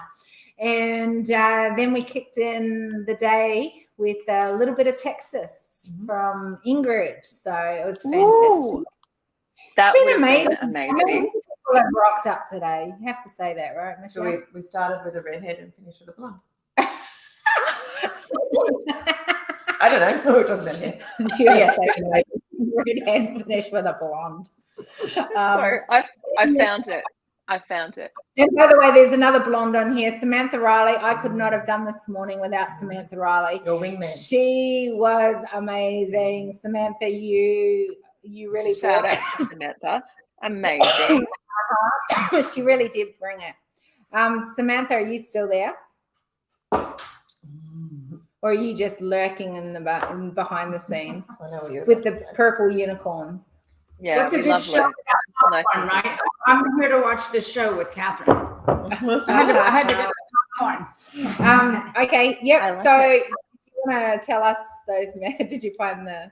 Yeah. I did. I finally found it. I would like Is this when I to. squirm a little? Yeah. I would Oh. like to tell you. Mm. I would like to tell you. So you said to me that you were Yes. listening to Grant Cardone, and I said to you, Grant Cardone Right. should be listening to you, Yeah. and then there were some snarky messages backwards and forwards, which I won't read out, and then I said I'm going to count the things that you could say and the things that you are extraordinary about, right? So this is my take on the most beautiful person in the world. Let me count the things. Are you ready? Deepest connection to, don't you squirm, you take this all in. Deepest connection to family, extraordinary vision beyond any big possibilities into the realm of true audaciousness, a true understanding of your heritage that connects you so deeply to humanity and meaning, the ability to see evolution beyond accomplishment for all of those around you, your uncanny ability to disentangle puzzles and create true change, your laugh, the fact that you can connect to anyone, find their heart and their soul. These guys think so surface level. They need you. You're actually the most logical next step.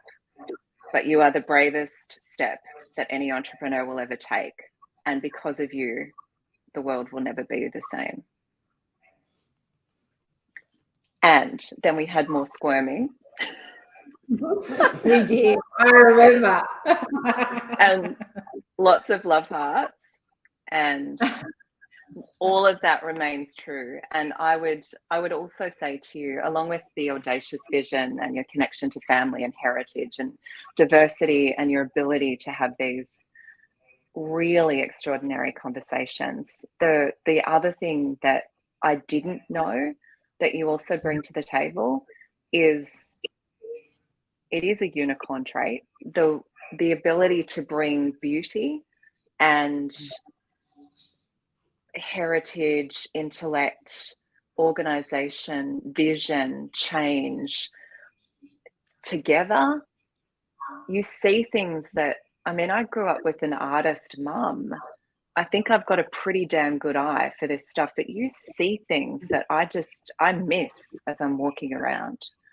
And that in with all the other stuff I just said, all the intellect, all the facilitation, all the vision, all of that does make you a true unicorn, my girl. Really does. And that's why you are the absolute natural leader for this revolution. Oof, thank you. So Yeah. happy birthday. That was a great birthday gift. I don't even know what That was to a say beautiful after that, birthday my gift. friend. It's just recorded, beautiful. I know. I'll watch it again. But I do believe, and I thank you for that, because particularly at the time you sent the original messages, for me, it was at a time where I needed to hear that. And I'm thankful for that. And I feel emotional because of that. Yeah. Girls, can you hug her for me, please? I can't stand that I'm not there. But the reason being is that this movement wouldn't even be here if it wasn't for people like you guys in the room. Yeah. And I'm grateful for that, because even though we're celebrating me and my 50th, there's so many people in my world that have helped me to get to who I am and to bring this to the world. And literally, it might be a comment, it might be just, hey, what you're doing is right. Think a little more this way, or no, go this way a little. And all those things have helped me become who I am today. And although I didn't have the story that everyone else probably would have that normally do this sort of thing, I learned through my story, and I learned a lot of stuff that I go today, even that the people that have been in the room, I just go, wow, I get to hang out with such cool people like that. Or, wow, this is so beyond me, but I'm so grateful I stood in my truth. Even when people around me maybe didn't believe in it or couldn't see it, but I've been able to see it, and I've walked in it. And the only way that I could have done that is with people like yourself, people like the two beside me right now, and those that literally have been in the room, and those that have been across the Zooms and things like that. I could not have done it, and I cannot do it going forward without that strong network of humans willing to step it up and go to that next level. So as much as I'm celebrating me and the wins, because I am proud of myself of not giving up when I really thought I would give up. And I didn't want to take ownership, just like some of the other people that I know have been online or are online or will listen to this going forward, that it is hard to own something that calls you beyond your natural abilities. It is hard to own something that, like, naturally, I would rather be sitting quietly reading my book than online for 12 hours, navigating a conversation because I believe in this and so I do it, but that's actually not my natural ability. It's something I've learned, and I can do it and I will do it because I believe in the vision of this whole movement way more. Yeah. And I am so thankful, for my faith, that it's beyond me and who I am, and because I believe I'm designed to do this, and I've got a big purpose here on earth. And then my next thing is because I've got people who have got my back. And, I've had to have my own back, and that's been really tough. But to play at this level of where I need to go and what I'm doing right now, I could not do it. I literally could not do it without the awesome humans that are coming on that journey. And so today, one of the biggest things that I celebrate, even though we didn't hit the numbers and we've got all the rest of the month to keep going for those numbers of 1,000 people on the Wall of Humanity, what I am absolutely grateful for is the fact that, listening to the stories today of people who are going, hey, I am so behind this 1% movement. And I am so behind doing my 1% shift. And it's not just me saying it. It's not just me going, oh, you should say this. It is like the stories, the belief, the things that people are putting in action to make this a reality. That's what is like just blowing me away. And I love you, Kelly. I can see your comment there. It is hard to own something that is going to require you to challenge your own damn way of thinking. Absolutely. 100%. And, Kelly, I love as a sister. She's an amazing woman. And she, Kelly, like we had her on this morning.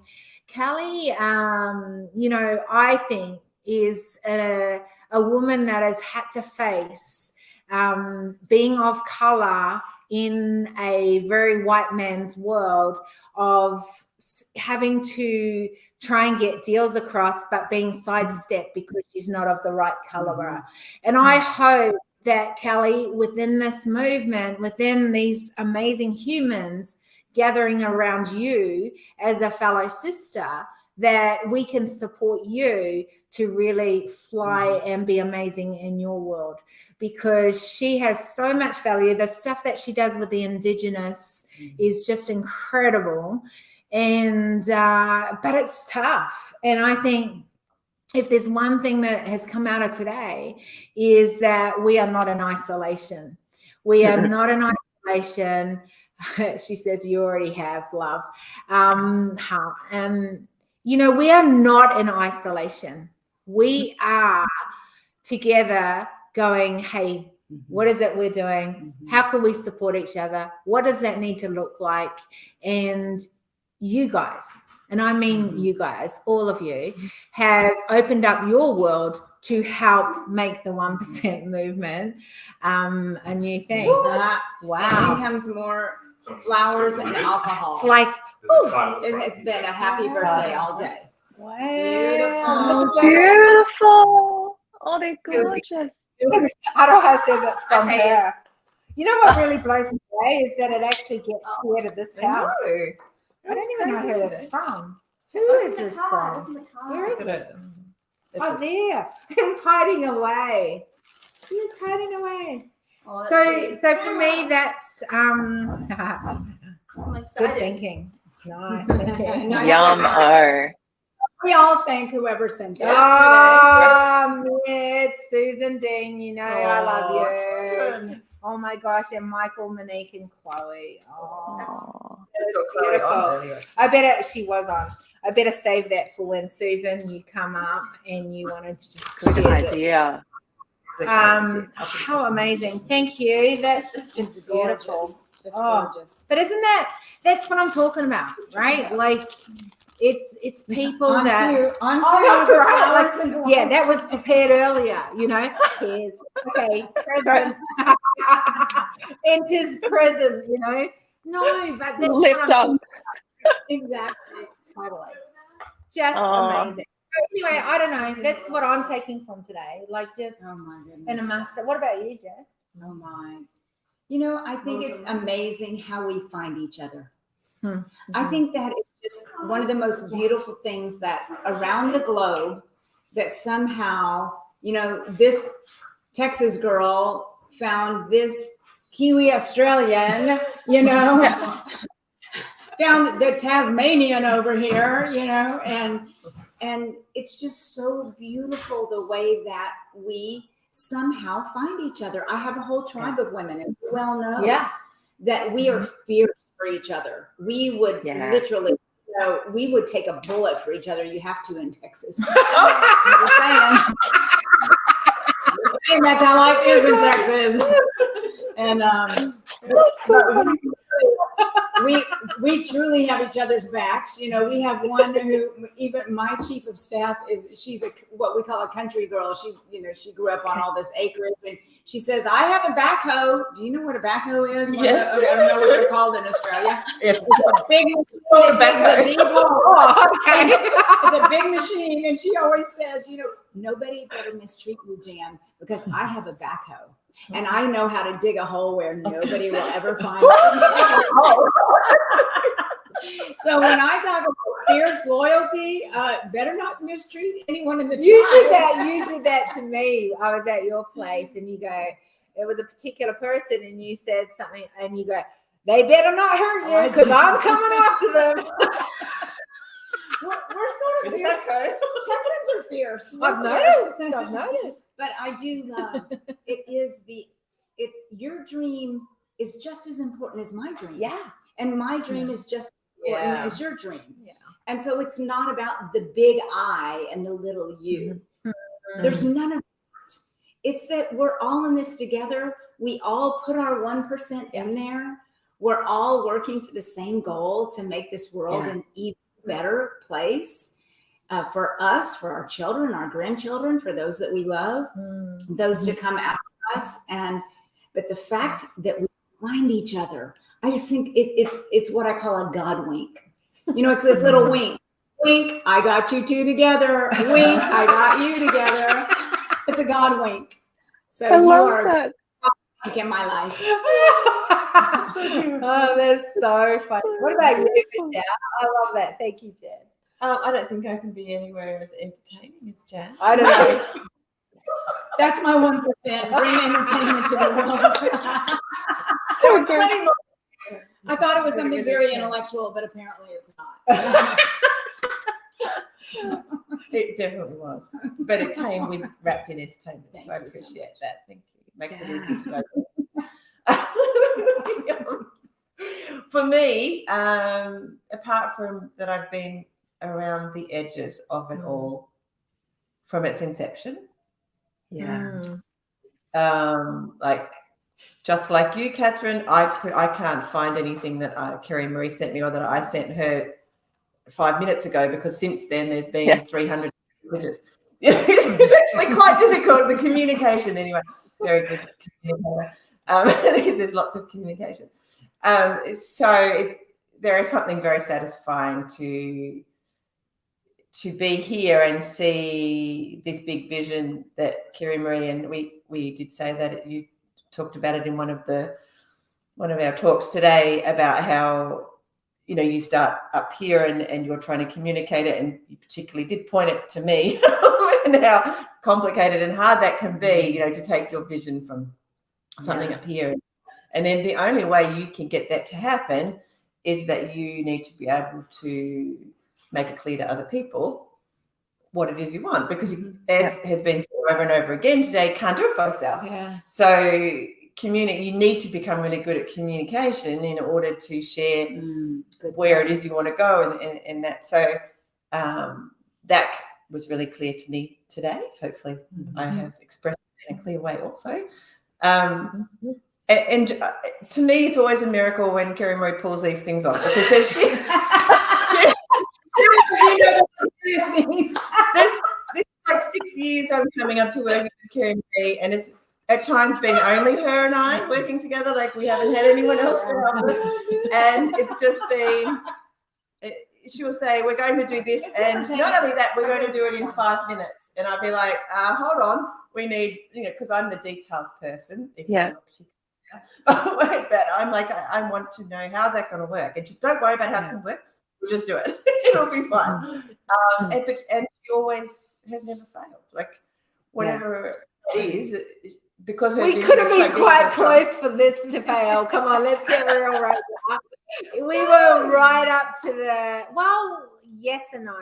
We were right up to the, taking this book and making it a book in 3 weeks was, and when I say 3 weeks, it literally was one afternoon of absolute smashing it out. I had the framework of it because I always knew it was going to be a book. It's so beautiful. And it's not just that, it was then I actually had to write the non-negotiables, and I have a particular way I write, and I'm not a quick writer. So it's takes, because I think differently, and She's an interesting writer. But I've got It's to interesting. But again, I've got to communicate my deepness, complexness, and weird thinking into how could that relate to the everyday person. So it's almost like I always think of it when Taki talks about people learning a language and then having to speak that language. They have to interpret it from their own language into the new language. They then interpret it back into making sure that they have. And it's extremely exhausting and time-consuming, and it just slows the process down. And so for us, like being able to work with, and I said this today with Janine, with the designer, we realized how to work with each other. When she said the words, I just think when I work with you, I have to think everything opposite I was taught as a designer. And then because it's all opposite to what is the norm in design world, it works. And it's funny because we joke about that, but in a lot of ways, until we got to that point that we could communicate it in that way, it actually was extremely difficult for us to work together, and for me to get out my randomness into, because when you're a pioneer, which I've learned I'm a pioneer. When you're a pioneer, it's not like you've got these models or these things to copy from. And I think that's really difficult for people that are in my world, like Michelle, who is details orientated. And when she's detailed, she's black and white. Oh my goodness. She is like, no, I meant it this way, and you're saying it that way. And how do we bridge that gap between that way and this way?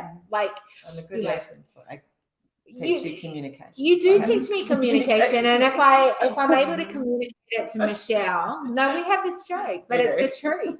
If I can communicate it to Michelle, then I can communicate it to everyone, because everyone and anyone, but because she's so black and white, and I love that, because that has taught me to take what I think is how everyone talks and things, to go, actually, they don't think like me at all. Oh, I need to actually be able to communicate. And if I can do that with Michelle, then communication is only good if it makes sense on the other side. Correct. If you're just communicating, it's like, okay, you can do that with a tree. So the whole 1% movement, where I thought I would have more time to pull it together, due to the fact that I'd only just come back in the country, right? Then I got this book done, and there was a lot of other things underneath happening as well.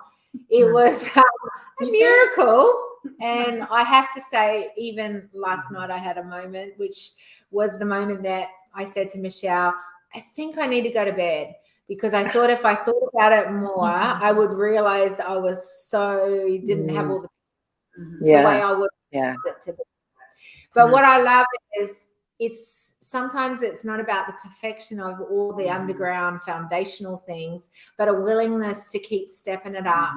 And like I say, and I will repeat it 100 million times, it is the people around me that have helped to make this work. And I'm forever grateful that people have been willing to step it up with me. And where I mightn't have been able to carry, and sometimes I have carried a much bigger burden in that way, I've been able to share that burden and that load with other people. And I think anyone that's willing to do their 1%, that you want to stretch it to, that next level, take it to that next level. You need to be willing to go to a place where you're willing to stand for whatever that needs to be for you. Yeah, I can see. And then you need to have a willingness to go, who else do I need in my world to help me take it to even the next level? And if there's one thing that I want to leave with the 1% movement, it's that today is, yes, I'm calling people to take on and own their 1%, but as I'm calling people to take that on, I'm saying, here's a tribe that we're building out so that you're not alone on that journey. And there's ways in which you get support. We've got some things coming up in the next little while people can hook into and make sure that we help, you be able to do your 1% even more. And there's amazing, smart humans that have got your back in this community. So, that's kind of what I'm taking from this. What about you, Catherine? I want to know Catherine. Yeah.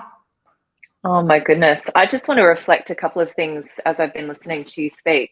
Number one, as much as you're giving kudos to the people around you, Kiri-Marie, it's your magnetism that's brought this awesome group of people to the movement. This is you as a true leader, and demonstrating that to all of the people in the 1% movement now, to then go and catalyze that same leadership and change and extreme pioneering that you were just talking about. So I just wanted to reflect that to you. And I also, there's another thing that I feel like in what you were just saying feels really important to share as well. And that is that when you are extreme pioneering, as I call it, which is exactly what you're doing here, there is no playbook, there's no script, there's no template, there's none of those things. And so we take big risks, we take big leaps, we make mistakes, but you get these most audacious outcomes. And what you were reflecting before, I will often say to people who do this type of work, and there's very few of them, very, very few of them, But what it's about is that your ambition or the mission needs to be bigger than your ego. And you make that decision. You've made that decision that just to kind of park my ego to the side and park my fear and all of the things that are caught up in my ego to the side. And I'm going to step fully into my greatness. And I'm going to do this because it's the right thing for the planet. And that's what makes you an extreme pioneer and such a true leader, such a magnetic force for good and change in the world. Yeah. Oh, I'm so excited about where this is going, my girl. The 1,000 is absolutely going to happen this month. Oh my goodness, I can't even imagine. Can I ask a question about who can join it? Like what's in your mind the people who can join that wall? Who should be on there? Yeah, so in the book that I wrote, and by the way, everyone that's signing up of that first 1,000, we will be sending a book too. But I just want to say a quick, because I know I saw her in the room, Susan, I'm presuming that's you. Hey, lovely, I hope you're having a wine and enjoying the flowers. I did a kudos thing to you just before, but man, they are so beautiful. And I said, I'll save this for when you can come and enjoy it with me. And Jen and I went, oh no. And yes, the girls at the table said, no. But going back to what you said was, I think that the thing that I want to be really strong on as joining this tribe and going forward is that I believe there's like literally 7 non-negotiables, right? Okay. That are the non-negotiables of a 1%er. And I think that that's really important.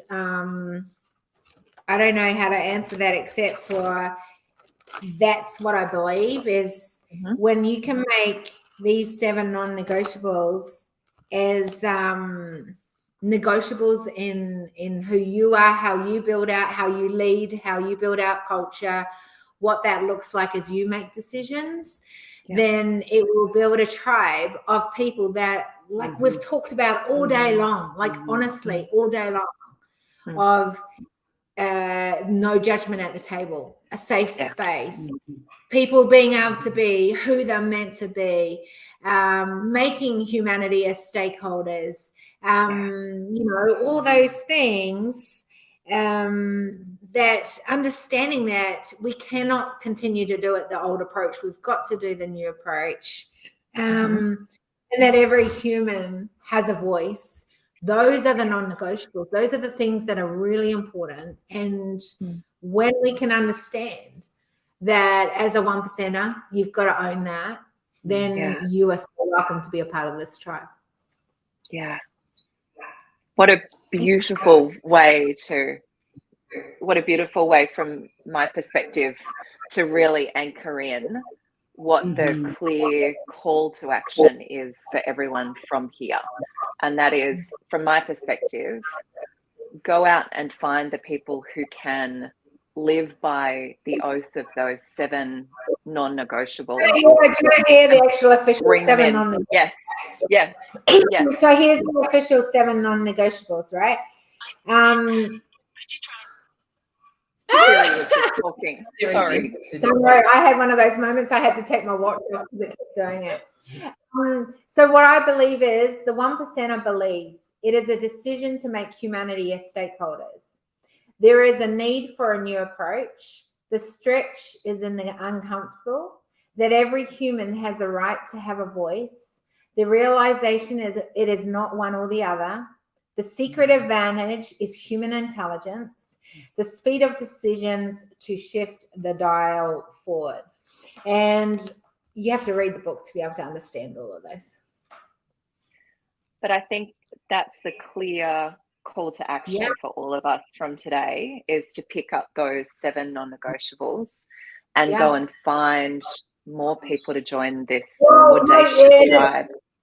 And it's funny that you say that, because at the end of every non-negotiable, my question, because of course I have to ask a question at the end of it, but basically at the end of it, like things like when the speed of decisions to shift the dial forward I knew that was a mistake on the forward bit, right? Remember that. No, that's why we did it this way, so that we can actually go into it and go, oh, that was a mistake. Anyway, so I'll go back. Sorry. When the speed of decisions to shift the dial forward is your non-negotiable, what cultural indicator would you measure to make sure this becomes priority? And I asked that with all of those non-negotiables, what would be your cultural indicator to show that this is something that you're doing, what you're doing? And I get excited to find out what people are going to make priority because that becomes one of their non-negotiables. Yeah, and it also, exactly, value system, but this is also the inspiration. This is where you really stepping into this iconic voice that you have, Kerry Marie, is going to be so important, because feeding all of that, you know, being that conduit, pulling all of that feedback in and then pushing it out as absolute inspiration to the market, that's where massive change is also going to happen. So I love that, could not love that more. I just feel really clear about what my mission is now to help support you, and I know everyone around you today will feel that same way. Jan is waiting for you to tell us what is your 1% shift, and then we are going to finish it today. Yes. Well, yeah, it is really to help people to see the bigness in their mission and to own that and actually bravely step into it and take action. So I call that producing your revolution. So connecting to what that revolution is and actually bravely stepping in and producing it. That to me feels like my big mission and my big change that I can make. So if I can catalyze more people to go really produce their revolution, their mission, then, and through this movement as well, I feel like, you know, I'll make significant change in the world. Very, very important. Yeah. Well, here's cheersing. Cheersing. Cheersing. Word. Cheersing. I literally have an M&M. Yeah, to everyone's 1% Yes. shift. I am so grateful for all of you online that are still online, that have been with us throughout the day, have supported as we've done this big launch, that have celebrated the 100th podcast today as we did a live one of the decision table. And celebrated my big 5-0 together. And of course, the launch of the 1% movement. Yes. Here's to our 1% Cheers. shift. And your 50th birthday. Cheers. I know, I already said Yes. I didn't say that. Cheers. 1% shift. 1%. Catherine, love 1%. 1%. Thank you so much. Everything about it. You're awesome. Love you so much. And I love you other blondies as well. What a beautiful, beautiful. I wish I was there with you. I wish I was there with you. We'll find it. And We'll find it. Riley, can you come on for a second? Samantha Riley, can you actually come on for a second? I would like to say thank you publicly to you too. I tried that. Is she there? I know, but she's there. Oh, she's there again. She's there. She's sneaky. She Is she going to sneak in there? She does have the link.